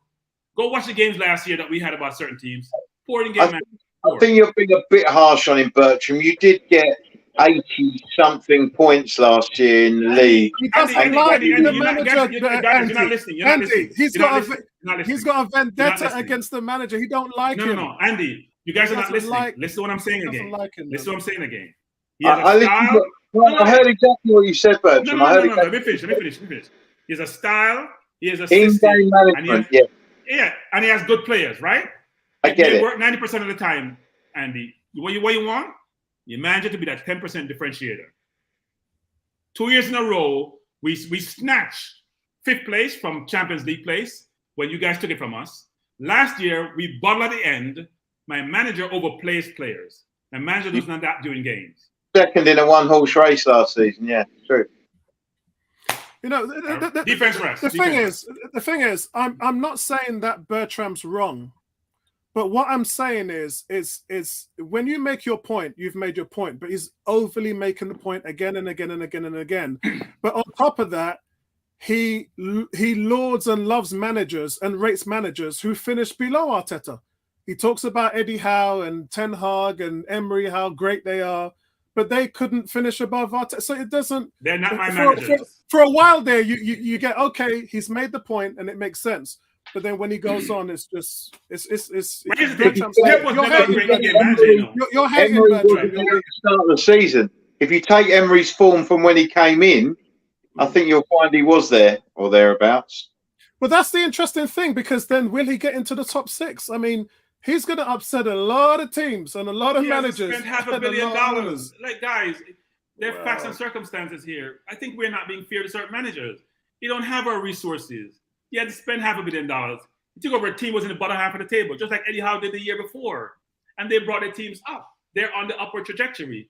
We have spent a lot of money. We have a lot of quality players. My problem is my manager. You need to deliver now. If you don't win something big this season, I don't mean the Carabao Cup. You need to win a big trophy this season. Otherwise, Arteta might be on the chopping block. No, he wasn't. The Crown Kids don't operate that way. They're not firing him. Yeah, and also the one thing, Bertram, you got to remember. Yeah. One thing you got to remember, Bertram, is Villa's one of the richest clubs in the world. Their owners are hugely cash rich. No, Apollo. We're confusing. You're saying no. Do you know who their owners are? No, Apollo, trust me, Apollo, I understand these things. The difference Okay, between good. me having money to compete in football and subject to financial fair play, nobody has more money than PIF. Nobody has no more than Newcastle. They can just go spend willingly all they want. They have to substantiate the revenue they generate and invest that in the football. If you don't generate the revenues through sponsorship, through gate receipts and all that, you can't just spend all your own money on this. Abramovich loaned Chelsea money, I know, so he but got around some of these things. I think my point is, if I look at Nassef Sarai, he's worth $8.5 billion, exactly the same amount of money that Kroenke is worth. The difference is, and we can talk about Kroenke as well, because when he bought the team, he weren't putting money in either. The only reason why Arsenal become competitive is because Josh Kroenke is running the team, not Stan. If it was down to Stan, we would be getting nowhere. So I think with Villa, it's a question of how much is he going to commit. Like, because if he's going to do what Stan Kroenke did, then they're going nowhere. So, and I don't know the answers to that, Bertram, but I would like to know the answers to that, because if he will back Emery, I think Emery could do a lot with that team. But, and I've always stand by this, for me, Emery is always going to be a second-tier manager. He's proved that everywhere he's gone. He can't win the big one. He's always there or thereabout with the second-tier teams. Think about Emery not being able to win the big one. I don't think that. I think he's lost his chance with any big team. He'll never be a Real Madrid, never be a Barcelona, never go to Bayern Munich, because they don't see him that way. He's just not that upper tier. He just isn't. Apollo, why are we so unfair to Emery?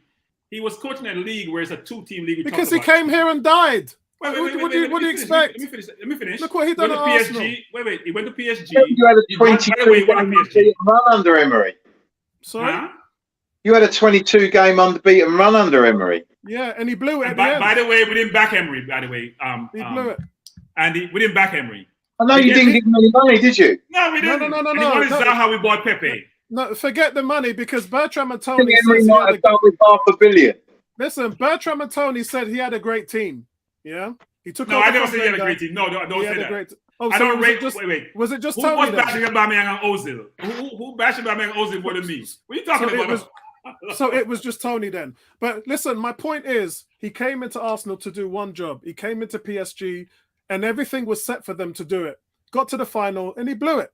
And to be honest with you, I have to say, Andy, we had beaten Chelsea 4 times in the last 5 finals that we had with them. They were Arsenal were favourites to win in Baku, and they came out, and it was 0-0 at halftime. Whatever tactics he employed, he blew it. They came out and they laid an egg, and that was on Emery. So here's an unfair comparison. So he talks about Emery, who went to PSG. Nobody wins Champions League at PSG. They have too many interfering owners. That's a fact. Poch went there. They all went there. So Emery have won a multiples number of Europa League with inferior teams, right? He almost beat Real Madrid. It's some great Neymar play and whatever happened there, and not getting a foul call on the kid from Argentina, why he didn't win that Barcelona game. He's come to the Premier League and done really well.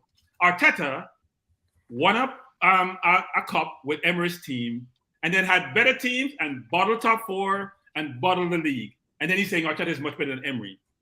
The comparison is not a fair one, is it? An objective, independent view by Andy. Not your part. Andy, what's your view? You just said Arteta's better than Emery. No, I'm saying you said Arteta's better than Emery. When did I say that? You said Arteta's the top. Wait. Let me just put that to you, Apollo. You had a ranking of managers. Yeah. You had Arteta like number 2 or number 3 in the league, didn't you? That's when I was talking about. There was an article out that said I believe it was BT Sport did an article on who were the top 10 managers in the world, and they put Arteta at number 2, and we had a podcast about it. It wasn't I didn't say that. So that do you think Arteta is better than Emery? So I'm asking now in this forum, is he better than Emery? I can't answer that because Arteta's only been in a job for 3 years. Emery's been a manager for 16 years. Eddie Howe's been a manager for 15 years. Arteta has been in the job for 3 years. And for what I've seen him do, and this is how I've answered this question before when Colin has questioned it to me, I think Arteta is displayed in the last 3 years, or his first 3 years, that he has the ability to do a lot of things. And when I heard players like Declan Rice, when I hear players talking about you know, what he does at training and how he's different from other coaches, and how he's even when he was at Man City, when I heard Pep talking about him saying, and Pep was talking about he learned a lot from Arteta. When I hear, you know, the players who grew up with Arteta in Barcelona academy, and when I hear Xavi talking about him as a manager, they regard this guy as a huge, massive talent. As a coach. And I can see that. No, I'm talking about manager. Coach, not a manager. No, he's a manager. What are you talking about? He didn't manage when he was a Pep. No, it's not. He wasn't a coach and he wasn't a manager. He was a coach, he wasn't a manager. They're talking about, don't confuse matters. They're talking about his leadership and his tactical awareness. They all saw it from years, and I can see it. Yeah. And I back him. I believe that he has the ability to be a top tier manager. Whether he will or not is going to be down to his results. That's how I can answer that question. Arteta didn't manage a team until he came to Arsenal. I am not sure how people at Barcelona, any other team apart from Arsenal, can talk about his manager abilities, but he didn't manage. There's one thing to be a second in charge, another thing to make the final decisions. And he wasn't making any final decisions at City or any place else. So we can't say he was going to be a top manager. Look, he has ability. It's very obvious he has ability. He commands attention. He speaks really well. What I'd love him to do is in-game manage. That's where you make your money. Yeah, you're going to have to give him time, Bertram, because he's been in the job for 3 years and he's been pretty adept at it. And I think the danger goes is if we see that he doesn't learn as he goes on. Like, managers get better, like Klopp, Pep Guardiola, all these managers have got better and better. And sometimes they hit a brick wall. When Conte came into Spurs, I said to Andy, Guardiola won a treble in his first year. Yeah, look at the team he had. He had the best team in the world. Here's one thing we say in the corporate environment, Apollo. We say this. When a new person comes in who's a senior person with a great resume, in their first year or two, they're going to bring what they know where they come from. They're going to bring what they know where they come from. Where you assess them is in their third and fourth year. What do they have different from what their previous learnings were that they bring into the table? I haven't seen that with Arteta. I missed that first comment. Somebody said something about Jamaica. I'm wearing my jersey. Yeah, someone was bigging up the Jamaican women, man. Bigging up the Jamaican women. Andy, you've been waiting patiently to have your say. Well, no, I mean, I've pretty much said what I was saying. I just find it the Arteta debate. I see it. I know that everyone at Arsenal thinks Arteta, apart from Bertram, thinks that Arteta's got a halo around his head. But I mean, there were times that, I mean, he obviously did a great job last season. I get that. But when push came to shove, West Ham, you're 2-0 up, didn't win the game. Liverpool, you were 2-0 up, didn't win the game. I think you were 3-1 down at home to Southampton. Okay, you managed to salvage a draw from it against a team that got relegated. I don't understand. And then obviously you got hammered by City. Okay. The way you finish the season, that suggests to me that Arteta still has a lot to learn. 2 years in a row. 2 years in a row, Andy. 2 years in a row. That doesn't mean to say. Andy, I think that's it. Go on. Sorry, Andy. I think that says more about the lack of squad options than it does the manager. And no, a lot of people now are seeing David Raya coming in.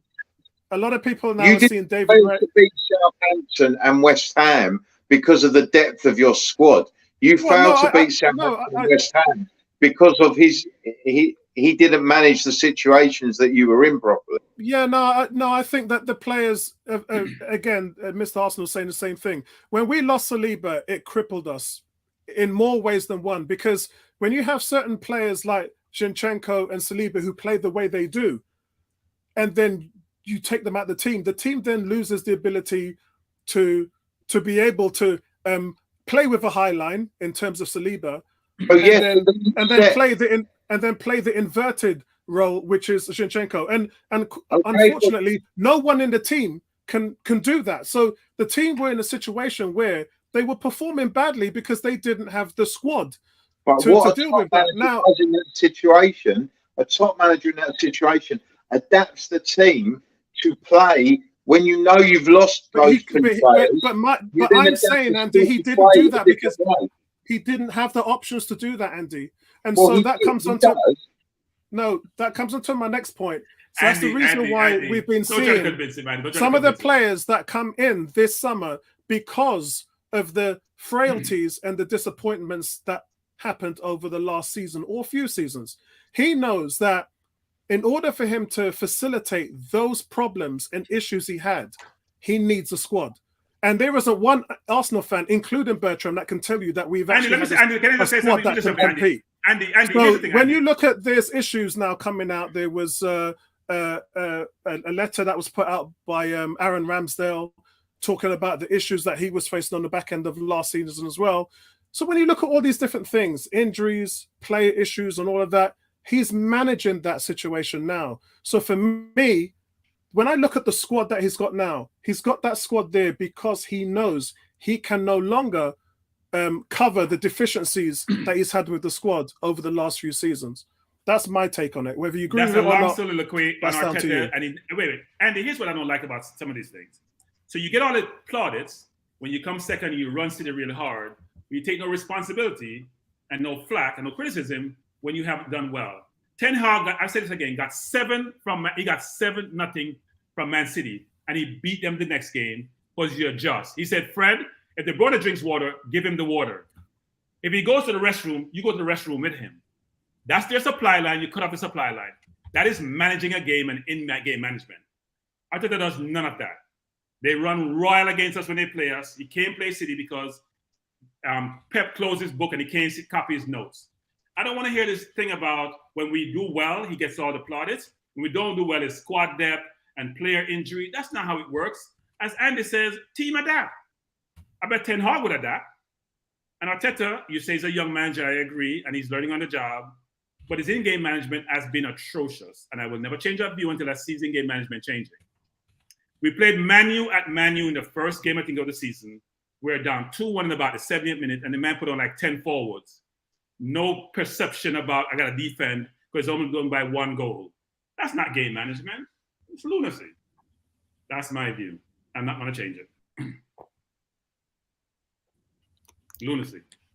So we can give Arteta, look, he's done a brilliant job with Arsenal. But here's the thing about football. Money talks. Bayern win because they have the most money. Real Madrid and Barcelona, well, Barcelona used to have the most money. City win because they owe most money. Chelsea won because they had the most money. Man used to win on Ferguson because they had the most money. It's money that talks. We are spending money like wildfire. The question is, are we going to see the outcome and the results associated with spending that money? That's all I'm saying. And those things are not debatable, by the way. I think the point I was making before with Arteta and his game management is it's great. As was shown in the first half of last season when Arsenal got 50 points in the first 19 games. When things are going well, it works for Arteta when everything's going well. But what's been shown in the last 2 seasons, when you faded to let us nick 4th place the previous season, and then when you faded to let City win the title last season, is that when the thing's going wrong, that's when you need a manager to step up and find a way to get the result when you need it. And in both those seasons, when the push has come to shove, Arteta has been left wanting. Now, I know you can go on about squad depth. Every team can say that. Spurs were decimated by injuries last year. Benton. And where did you finish? Exactly. Yeah, but the season before we were also decimated by injuries and finished 4th and nicked it from you when we shouldn't have done. We shouldn't have got. We didn't deserve to get the 4th from you. I know, but as you said, you got the best striker in the league. So there you go. We had the youngest team in the league. But the point I'm making is that with Arteta, as Bertram alluded to, I don't completely agree with everything Bertram says, but he's got a point in what he says is about when you're playing a football match and you need to make adaptations, sometimes you have to adapt your style of play as well if you are missing key components such as Saliba, such as Zinchenko, which were key components of your success last year. Sometimes what Arteta wants to do is carry on playing the same way regardless of whether or not you have the personnel to play that way. At the point he lost Saliba and Zinchenko, he then needed to think, well, actually, do you know what? I can't play the way I want to play and not risk giving away lots of goals at the back. So what I'm going to do is I'm going to adapt it slightly and maybe be slightly less offensive and slightly less high pressing, just to make sure I don't concede several goals to teams like West Ham and Southampton. That's what he should have done at the end of last year. But he didn't. He didn't. And I think, but Arteta, like you said, he's still young. He's shown a lot of promise. So maybe he will learn some lessons from that. I think one of the things that you note about Arteta is he seems to be a bit stubborn. And I think all managers have that trait. I know all top managers have that to some extent. But maybe one of the things he can learn is maybe he could be a little bit less stubborn when push comes to shove. And then maybe he can find other alternatives to what his style. He doesn't have to play the same style in every single match. Yeah, anyway, no, Andy, here's the last point on this, Andy. So we say learn from mistakes. We played Tottenham at Tottenham. We lost Ben White to injury. We had Rob Holding playing on the right. Tottenham isolate Kane and sometimes Son and Rob Holding. We didn't compensate. We didn't go three at the back and be more defensive. We played the same way. You end up getting 2 yellow cards and get kicked off the field because you know what? They were smart to isolate him. We played City last year. De Bruyne and Haaland got isolated. On Holding again, the same thing repeat, and we did the same thing. And you're telling me that, oh, Bertram, you don't know what you're talking about because this. No, I think on those 2 occasions that he didn't have any depth to it. Holding was his only card he had to play. But where so you don't press. Hold on. So where Bertrand was right was that he in January went out and bought Kivior. And then in important games when Saliba got injured, he put in Holding. And it was a head scratcher because it's like, why are you putting Holding in when you know he's already let you down? When you've paid 20 million for this guy who the guy has been a star at the World Cup. But then you've played Holding. So Holding came in, capitulated against City. We know what happened when we played Man City. Got bullied in the next game. Then he puts in Kivior and Kivior shines. So, but then he should have put him in before. So there is a case for that. I do agree with that. But guys, we're dragging on a little bit, and I want to finish out the show. You got Pep said this. Let me remember last point. Pep said, okay. And De Bruyne said this. We watch Arsenal. They press really hard. Pep changed what he was doing to make sure he created the mismatches he did. We did none of that. That's the problem. Right, brilliant. Let's move on. Right, guys, what I wanted to get before we close down, we've run over a little bit by 10 or 15 minutes, so I apologize for that. But I did want to get your opinion on this new ruling that comes in. It's a football disciplinary clampdown, and it's important that we talk about it because it's going to affect how the Premier League works this season. Now, as you're aware or may not be aware, this is a measure to come into effect to stop. It's not just players. It's managers and fans. Now, I don't know how the fans are going to be affected because if a fan runs onto the pitch, there's already things in place that will get that fan fined, arrested, etc., etc., etc. So I don't understand how a fan comes into this new code of conduct. It doesn't make sense to me. However, the manager and the players, I completely understand. Now, how it works is there's going to be huge, heavy fines and more yellow cards if players run up to a referee and harass the referee while making decisions. So say, for instance, someone gets fouled in the penalty area, everybody shouts penalty, it goes to VAR. At that point, the referee should be left alone to confer with the video evidence, etc., etc. But what we've seen is teams harass the referee and, you know, we all know how it works. Managers running on the pitch, all that stuff. That is going to change. So I want to get your opinions on this new code of conduct. It would be heavier fines, heavier punishments, including potential bans for up to 6 games we're hearing now, which is worse than a yellow card of 3 games. Drew, let's start with you.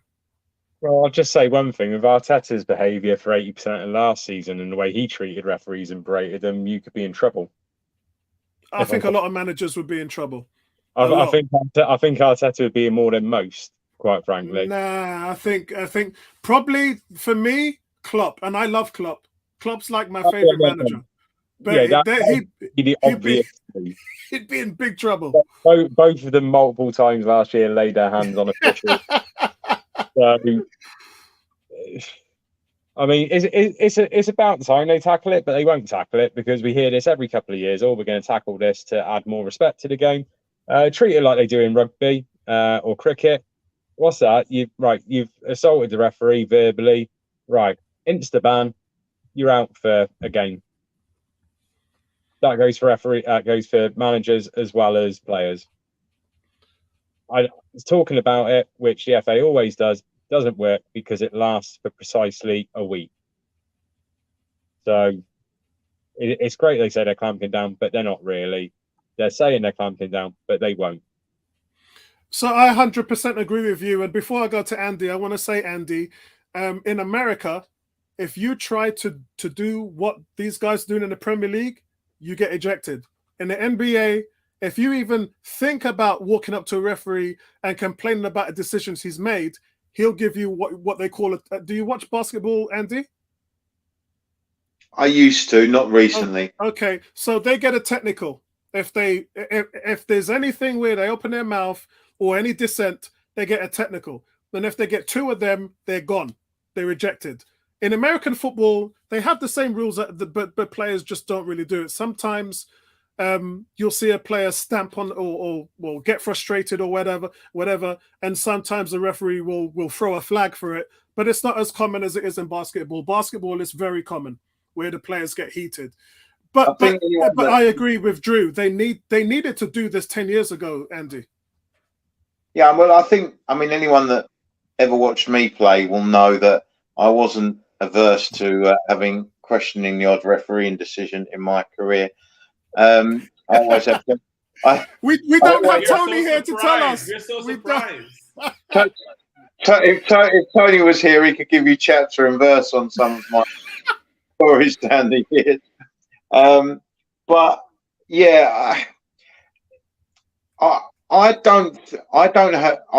as I say, personally, don't think there's anything wrong with actually questioning a referee's decision. But I think you should then, once he's explained it, or if he chooses not to explain it, it's up to him. But at the end of the day, you can't harass them and harangue them and keep going on. And you should certainly never, ever put your hands on a referee. Certainly. I mean, we see that sometimes, and that's a no-no. I mean, This will stop that. Yeah, no, I know. And I think if that happens, that's a good thing. I never did that, but I used to give them earache to the point where they'd give me a yellow card just to shut me up. I think the thing is, if you're going to have a new system, you have to implement it. You have to actually action it, because so many times before, like Drew said, we've had, we're going to do this and we're going to do that and we're going to do the other, but then nobody actually enforces it. This has got to be enforced. If they're going to make it work, it needs to be enforced. And if they enforce it, it will be fine. It's a bit stupid, like, you know, the holding at corners and things like that. You know, we need to. Tony's come on with a big grin on his face. We were just talking about you, Tony, with how much of a naughty boy was Andy on the pitch when it came to the referee. My ears were burning. My ears were literally burning. I knew you'd come on. Why are my ears burning me? I knew you'd come on just to wind me up. Hi guys, how you doing? Are you still in America, Tony? Tony, you're still in the States, aren't you? I literally arrived back today, so I'm literally late on arriving on the stream. So forgive me for not knowing what the points of the conversation is. But when I heard my ears burning and Andy explaining about his misdiscretions in football, even so much to the point that our very last game about a month ago, he couldn't help himself. He could not help himself. Andy, I'm gonna leave you there because I can see you going bright red right now. So I won't take it any further. We played in a charity match and I got sin-binned in the charity match. That's a hockey term, sin bin. So look, Cam's just put a message up saying any boss entering the pitch to confront an official at either halftime or full time will be in direct breach of the code and face punishment. And then Emerson follows up by saying, Preston, what are the views of the ref to tell us an opinion? Right, I was going to come on to this, Emerson, so I'm glad you've mentioned it. This was, I'm going to come to Tony in a minute. I'm actually going to go back to Andy, then I'm going to go to Bertram, but this is more kind of aimed at Bertram. Jamaica women, as we know, are playing really well in the World Cup. But what we've been seeing, Emerson, is in the World Cup, they've implemented the new rules which I have in the NFL. So when there's a penalty, the referee actually explains it. The NBA have started to do this, but not to the extent of the NFL. There are more rules in the NFL than there are in the NBA. You know, the amount of penalties that you can get in the NBA and the NFL. I've been a fan of American football since 1981, and I'm still learning the game because I'm like, what was that penalty for? You know, and that's just how technical the game is. But we've seen in the Women's World Cup. Have you been? I don't know if you've been watching the Women's World Cup, Andy. But when there's a decision, especially on VAR, the referee actually explains themselves. So there's no reason to walk up to the ref and say why when you've actually explained yourselves. Andy, finish off and I'll go to Bertram. I think that this is my point. Referees should explain themselves when they're making VAR decisions. That's exactly what should happen, just like it does in rugby or cricket, where they talk you through their decision and everyone can hear what's going on. That's exactly what should happen. And that's what makes me very suspicious about VAR in football, in that it doesn't. There's this kind of great cloak of silence, and then a decision gets made, and half the people agree with it and half the people don't. Let the referee explain his reasons for making a decision so that we all know what's going on. Why not? Yeah, I agree 100%. Bertram? So I do think it's an imperative, actually. I don't think it's a nice to have. I think we saw where some referee was put in the hospital in a lower league game in the UK. We saw Mitrovic last year when, he actually put his hands on the referee. As you mentioned, Apollo, in the NBA, you can't even look at the referee the wrong way. You can get a technical for looking at the referee the wrong way, actually, as if you have bad intention. So I do think it's something that needs to come in. What Marina did last year to the English referee in Europa League was atrocious. So you have all these examples, not just within the UK, where these situations occur, and you have to at some point put your foot down. Today in the game between Sheffield and Southampton, a couple players kicked the ball away from the spot it was supposed to be, and they got yellow cards. They didn't kick it in the stands. They didn't kick it like a Van Persie did in the goal or kick it way down. They just kicked it away from the spot, and they got yellow cards, which is a start to say, we're going to implement this and effectuate it and make sure that it actually is installed and be a part of the game. And I think they should do it, because it's ridiculous to surround the referee on any penalties and any free kicks that occur, not just the person who got perpetrated the situation or the ones who got fouled, but their entire teams, and sometimes both teams. So I agree with the situation. By the way, in the VAR situation in the World Cup, I agree that they should explain, but I'm not sure I'm buying some of the explanation that they're giving in some of these situations for the ladies' World Cup, because I still don't know what a handball is. The penalty here. I'm still trying to figure that out. But they should explain.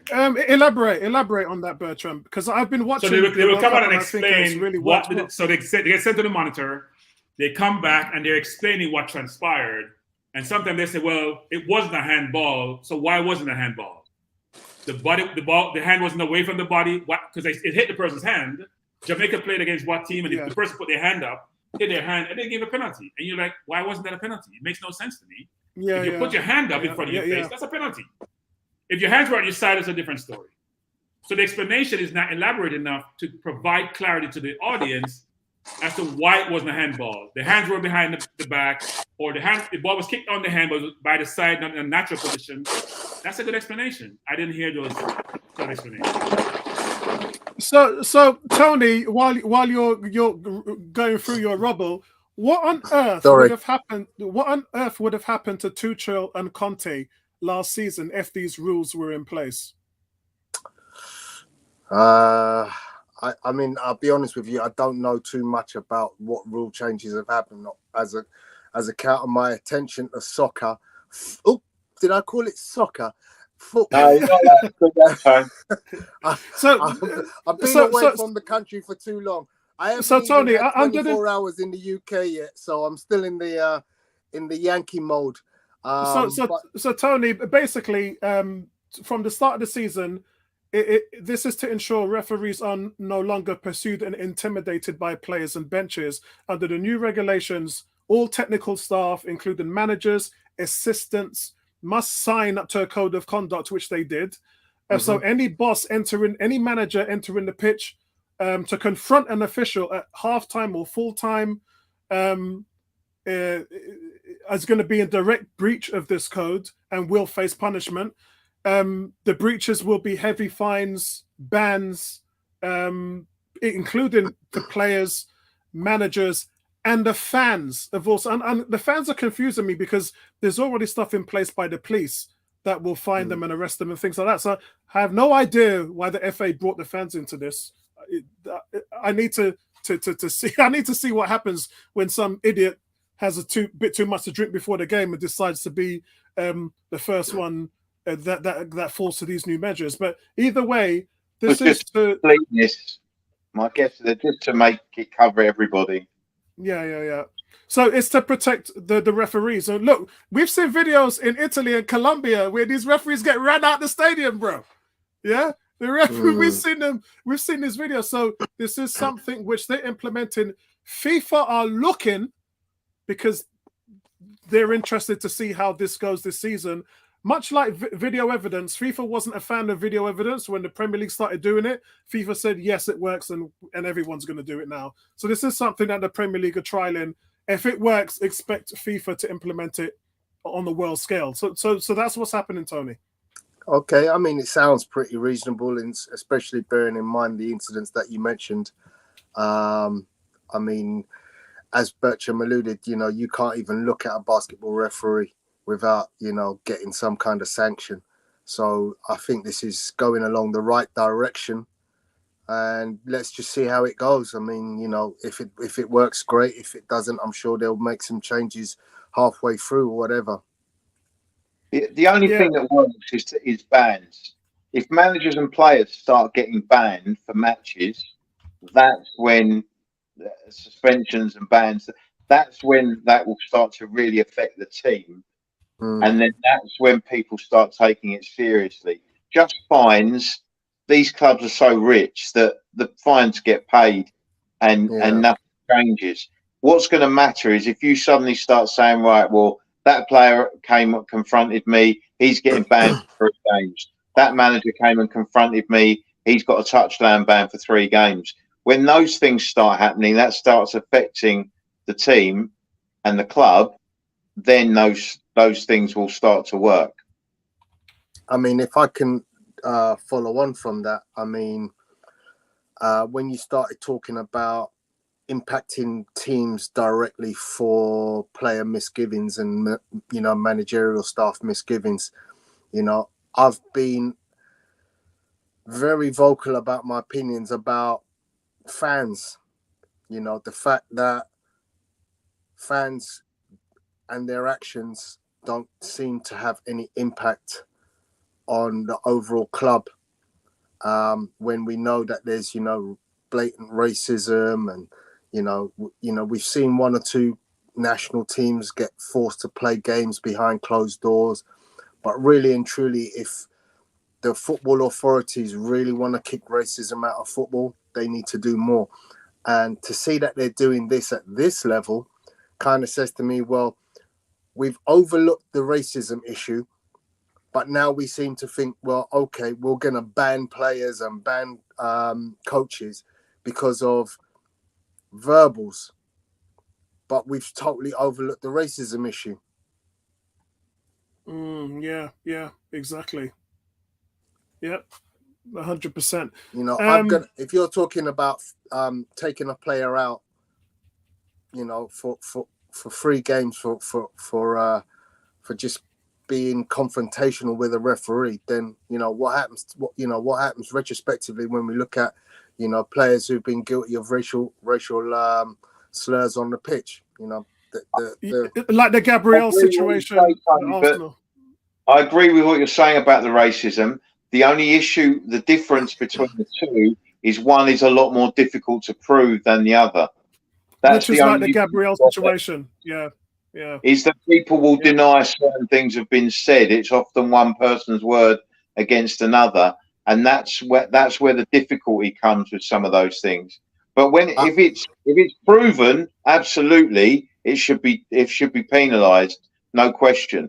But I mean that's not hard to prove. Look, most of the incidents of racism that we hear about, because it's the ones that we don't hear. There's loads that we don't hear about, but the ones we hear about generally are a whole bunch of a crowd singing a particular chant, like Vinicius Jr. being called a monkey. Yeah, I mean, they're outrageous. Those sort of things happening are outrageous. Yeah. I think the one that jumps out at me last year was not the racism component, the Marino situation, on the referee in the car park, and those he should be banned for a year. Yeah. I mean, that was ridiculous. He should be banned for a year. They gave him 4 games. That's ridiculous. Yeah. The thing is, guys, Emerson's just said, what about time wasting is the best example. And we know, guys, time wasting is not pressed down on. Players do it, and they do it, and they do it, and they do it because they know. Like, we've never seen a goalkeeper. Me and Tony laugh about this when we're at the Emirates. We've never seen a goalie get sent off for time wasting. And they try on and on and on. And why do they do it? Because they know that they can get away with it. Well, Newcastle were the experts at that as well.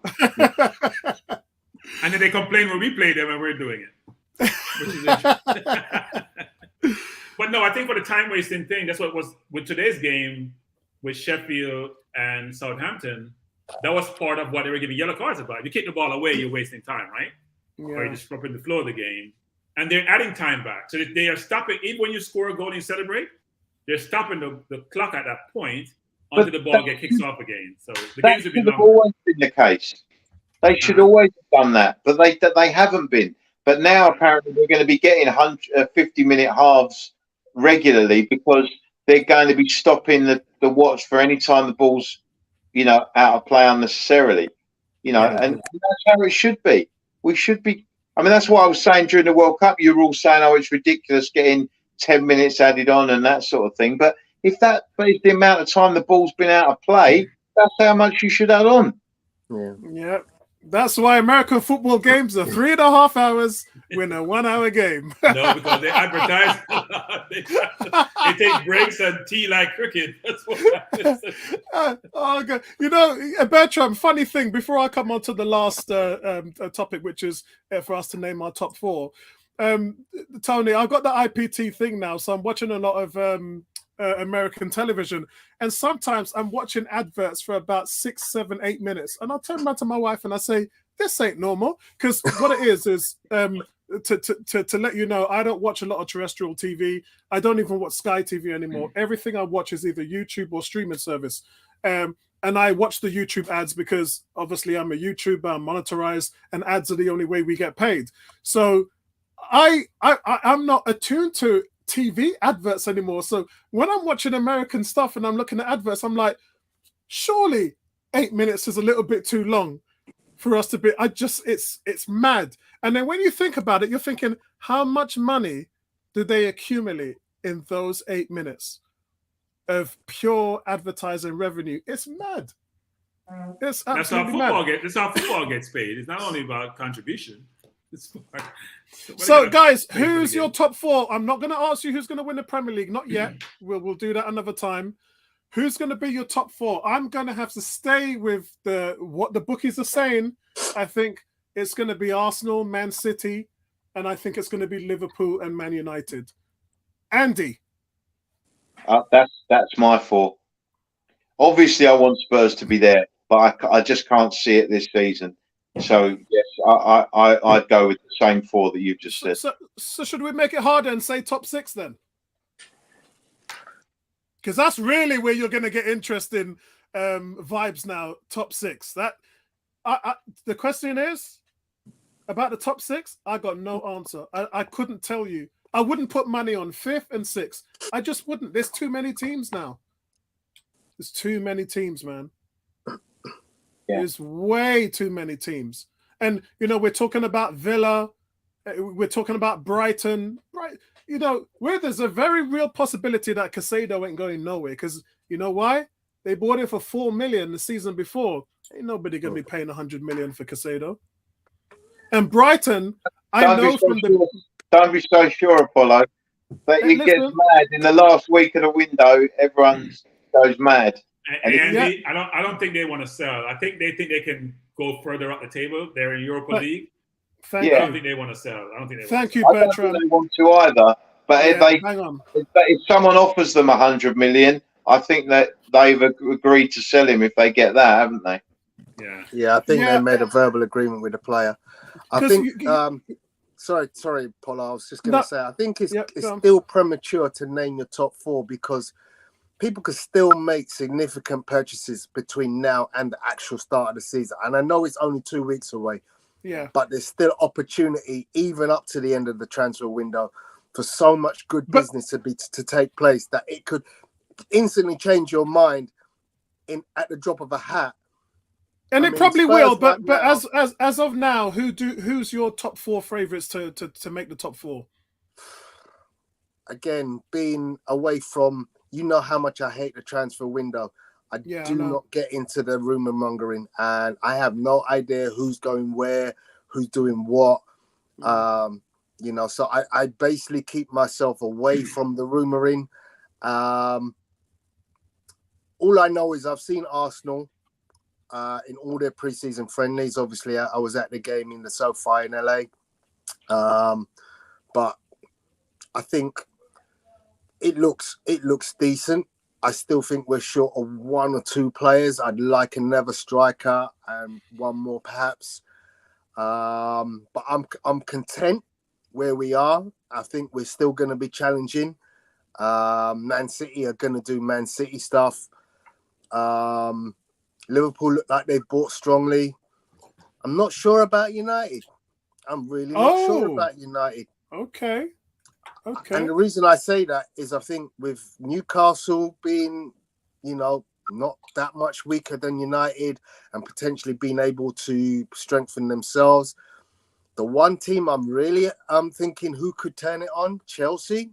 No European football, just playing week to week. That could be, you know, if they do the right thing, and obviously Andy will know firsthand how good a manager Pochettino is. If he gets it right, they could knock on some doors and make some waves.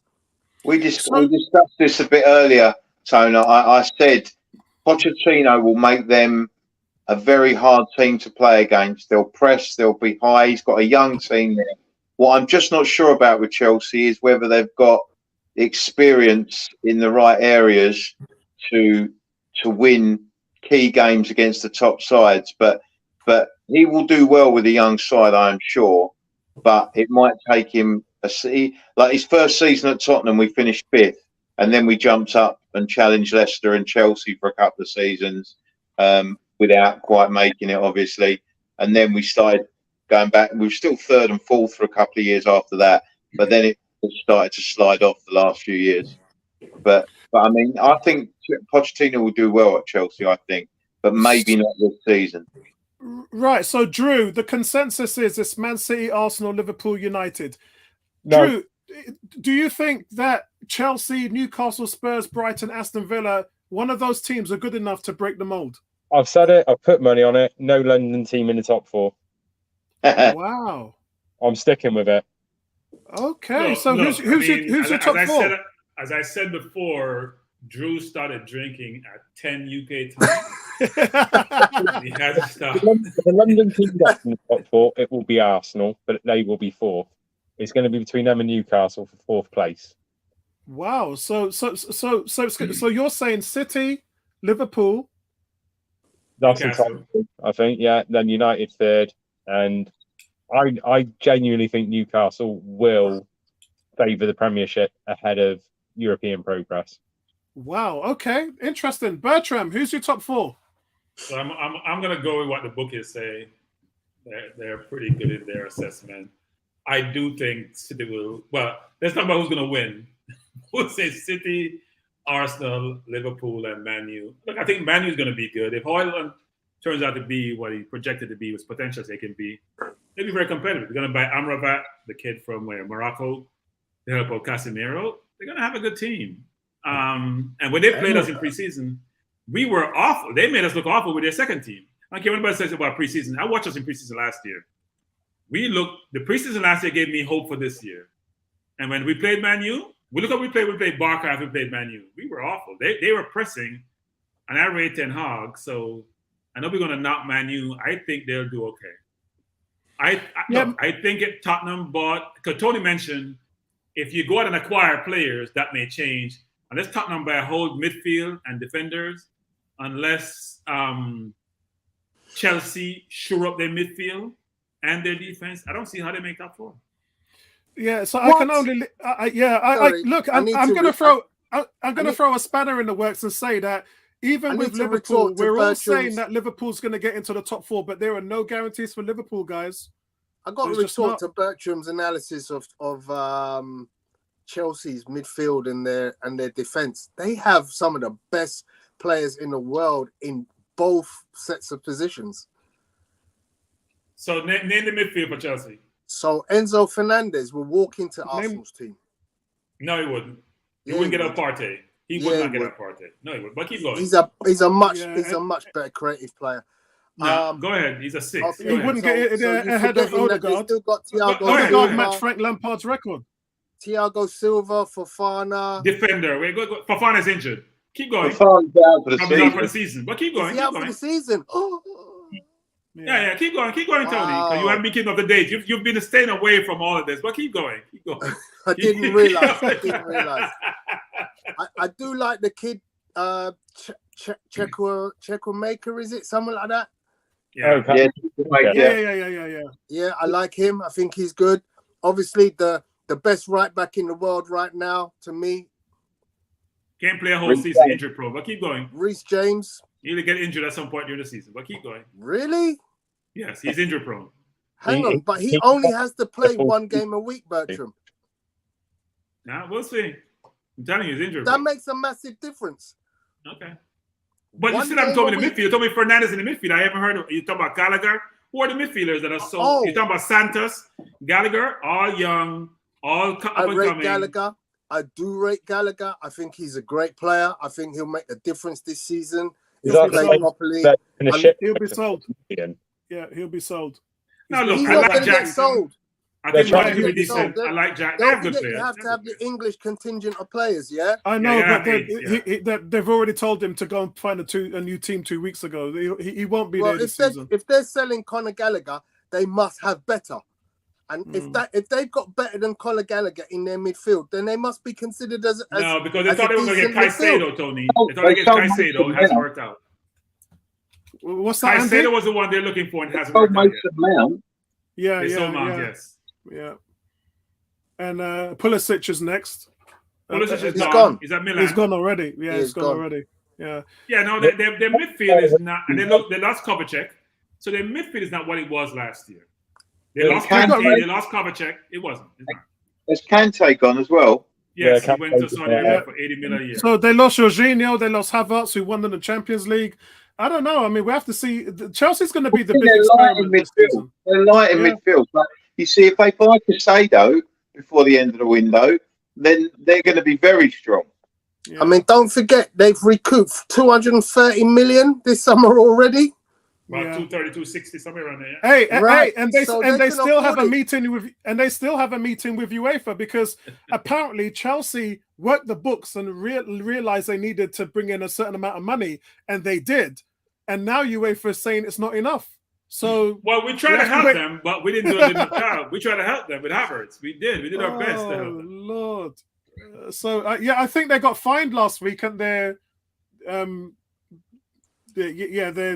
complaining. They're taking it to court to appeal against it. I kind of understand that though, because you're being fined for something that your previous owner done 11 years ago. Well, you'll find out about that later on. Yours is not a previous owner. And to be honest, To be honest, let's be honest, yeah. Because we're just going to tie They changed the rules just because Chelsea managed to find a way around the old rules. That's right, loophole. So they found a loophole. They can't be charged for something they did. No, that's not it, Tony. No. We're confusing two things. We're conflating two different things.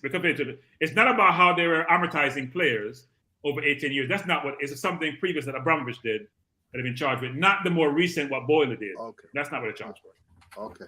No, it's something different. All right, Boiler guys. would just be creative. That's all.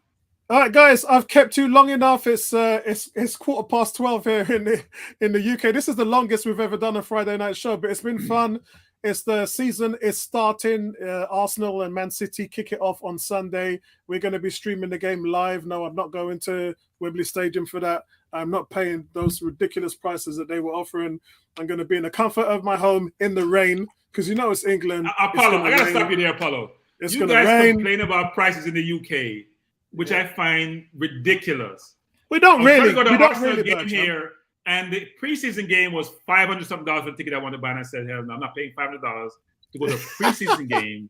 Are you out of your mind? No. Yeah, it's madness. You guys pay £100 and you complain. Yeah, it's madness. It's not that bad, Bertram. I paid $150. I got a really good seat at the SoFi. Out west, when you went out west. And I've got to say, the SoFi Stadium goes down now as my official best ever. I've been clocking up. I mean, you know, I went to the AT&T, which was my previous favorite. I think Tottenham is a phenomenal stadium, but the SoFi, that tops the lot right now. That's what we do here. Okay, so we set the standard, Tony. We set the standard. You do. Yeah. That's it. So, guys, it's a Kroenke Stadium, by the way. It's a Kroenke Stadium. It is. Yeah, it is. So, guys, thanks for joining us. We will be with you in the weekend, and thank you to everybody for tonight. It's been fun. It's good to get the old gang back. I do have a Wolves fan, a Newcastle fan. I've even got another West Ham fan. So we're going to see if we can get some more people up on to join us this season. But can I say one thing before we go? I'm going to say one thing. I do not hate Arteta. Let me say it again because he may come up. I do not hate Arteta. He just can't in-game manage. So we'll see about that in the next stream, whether you'll manage to, if you don't say what you said. As far as narrative, I don't hate him. Oh, God. All right, then, guys. Have a great weekend, everybody, man. Yeah. All right, peace.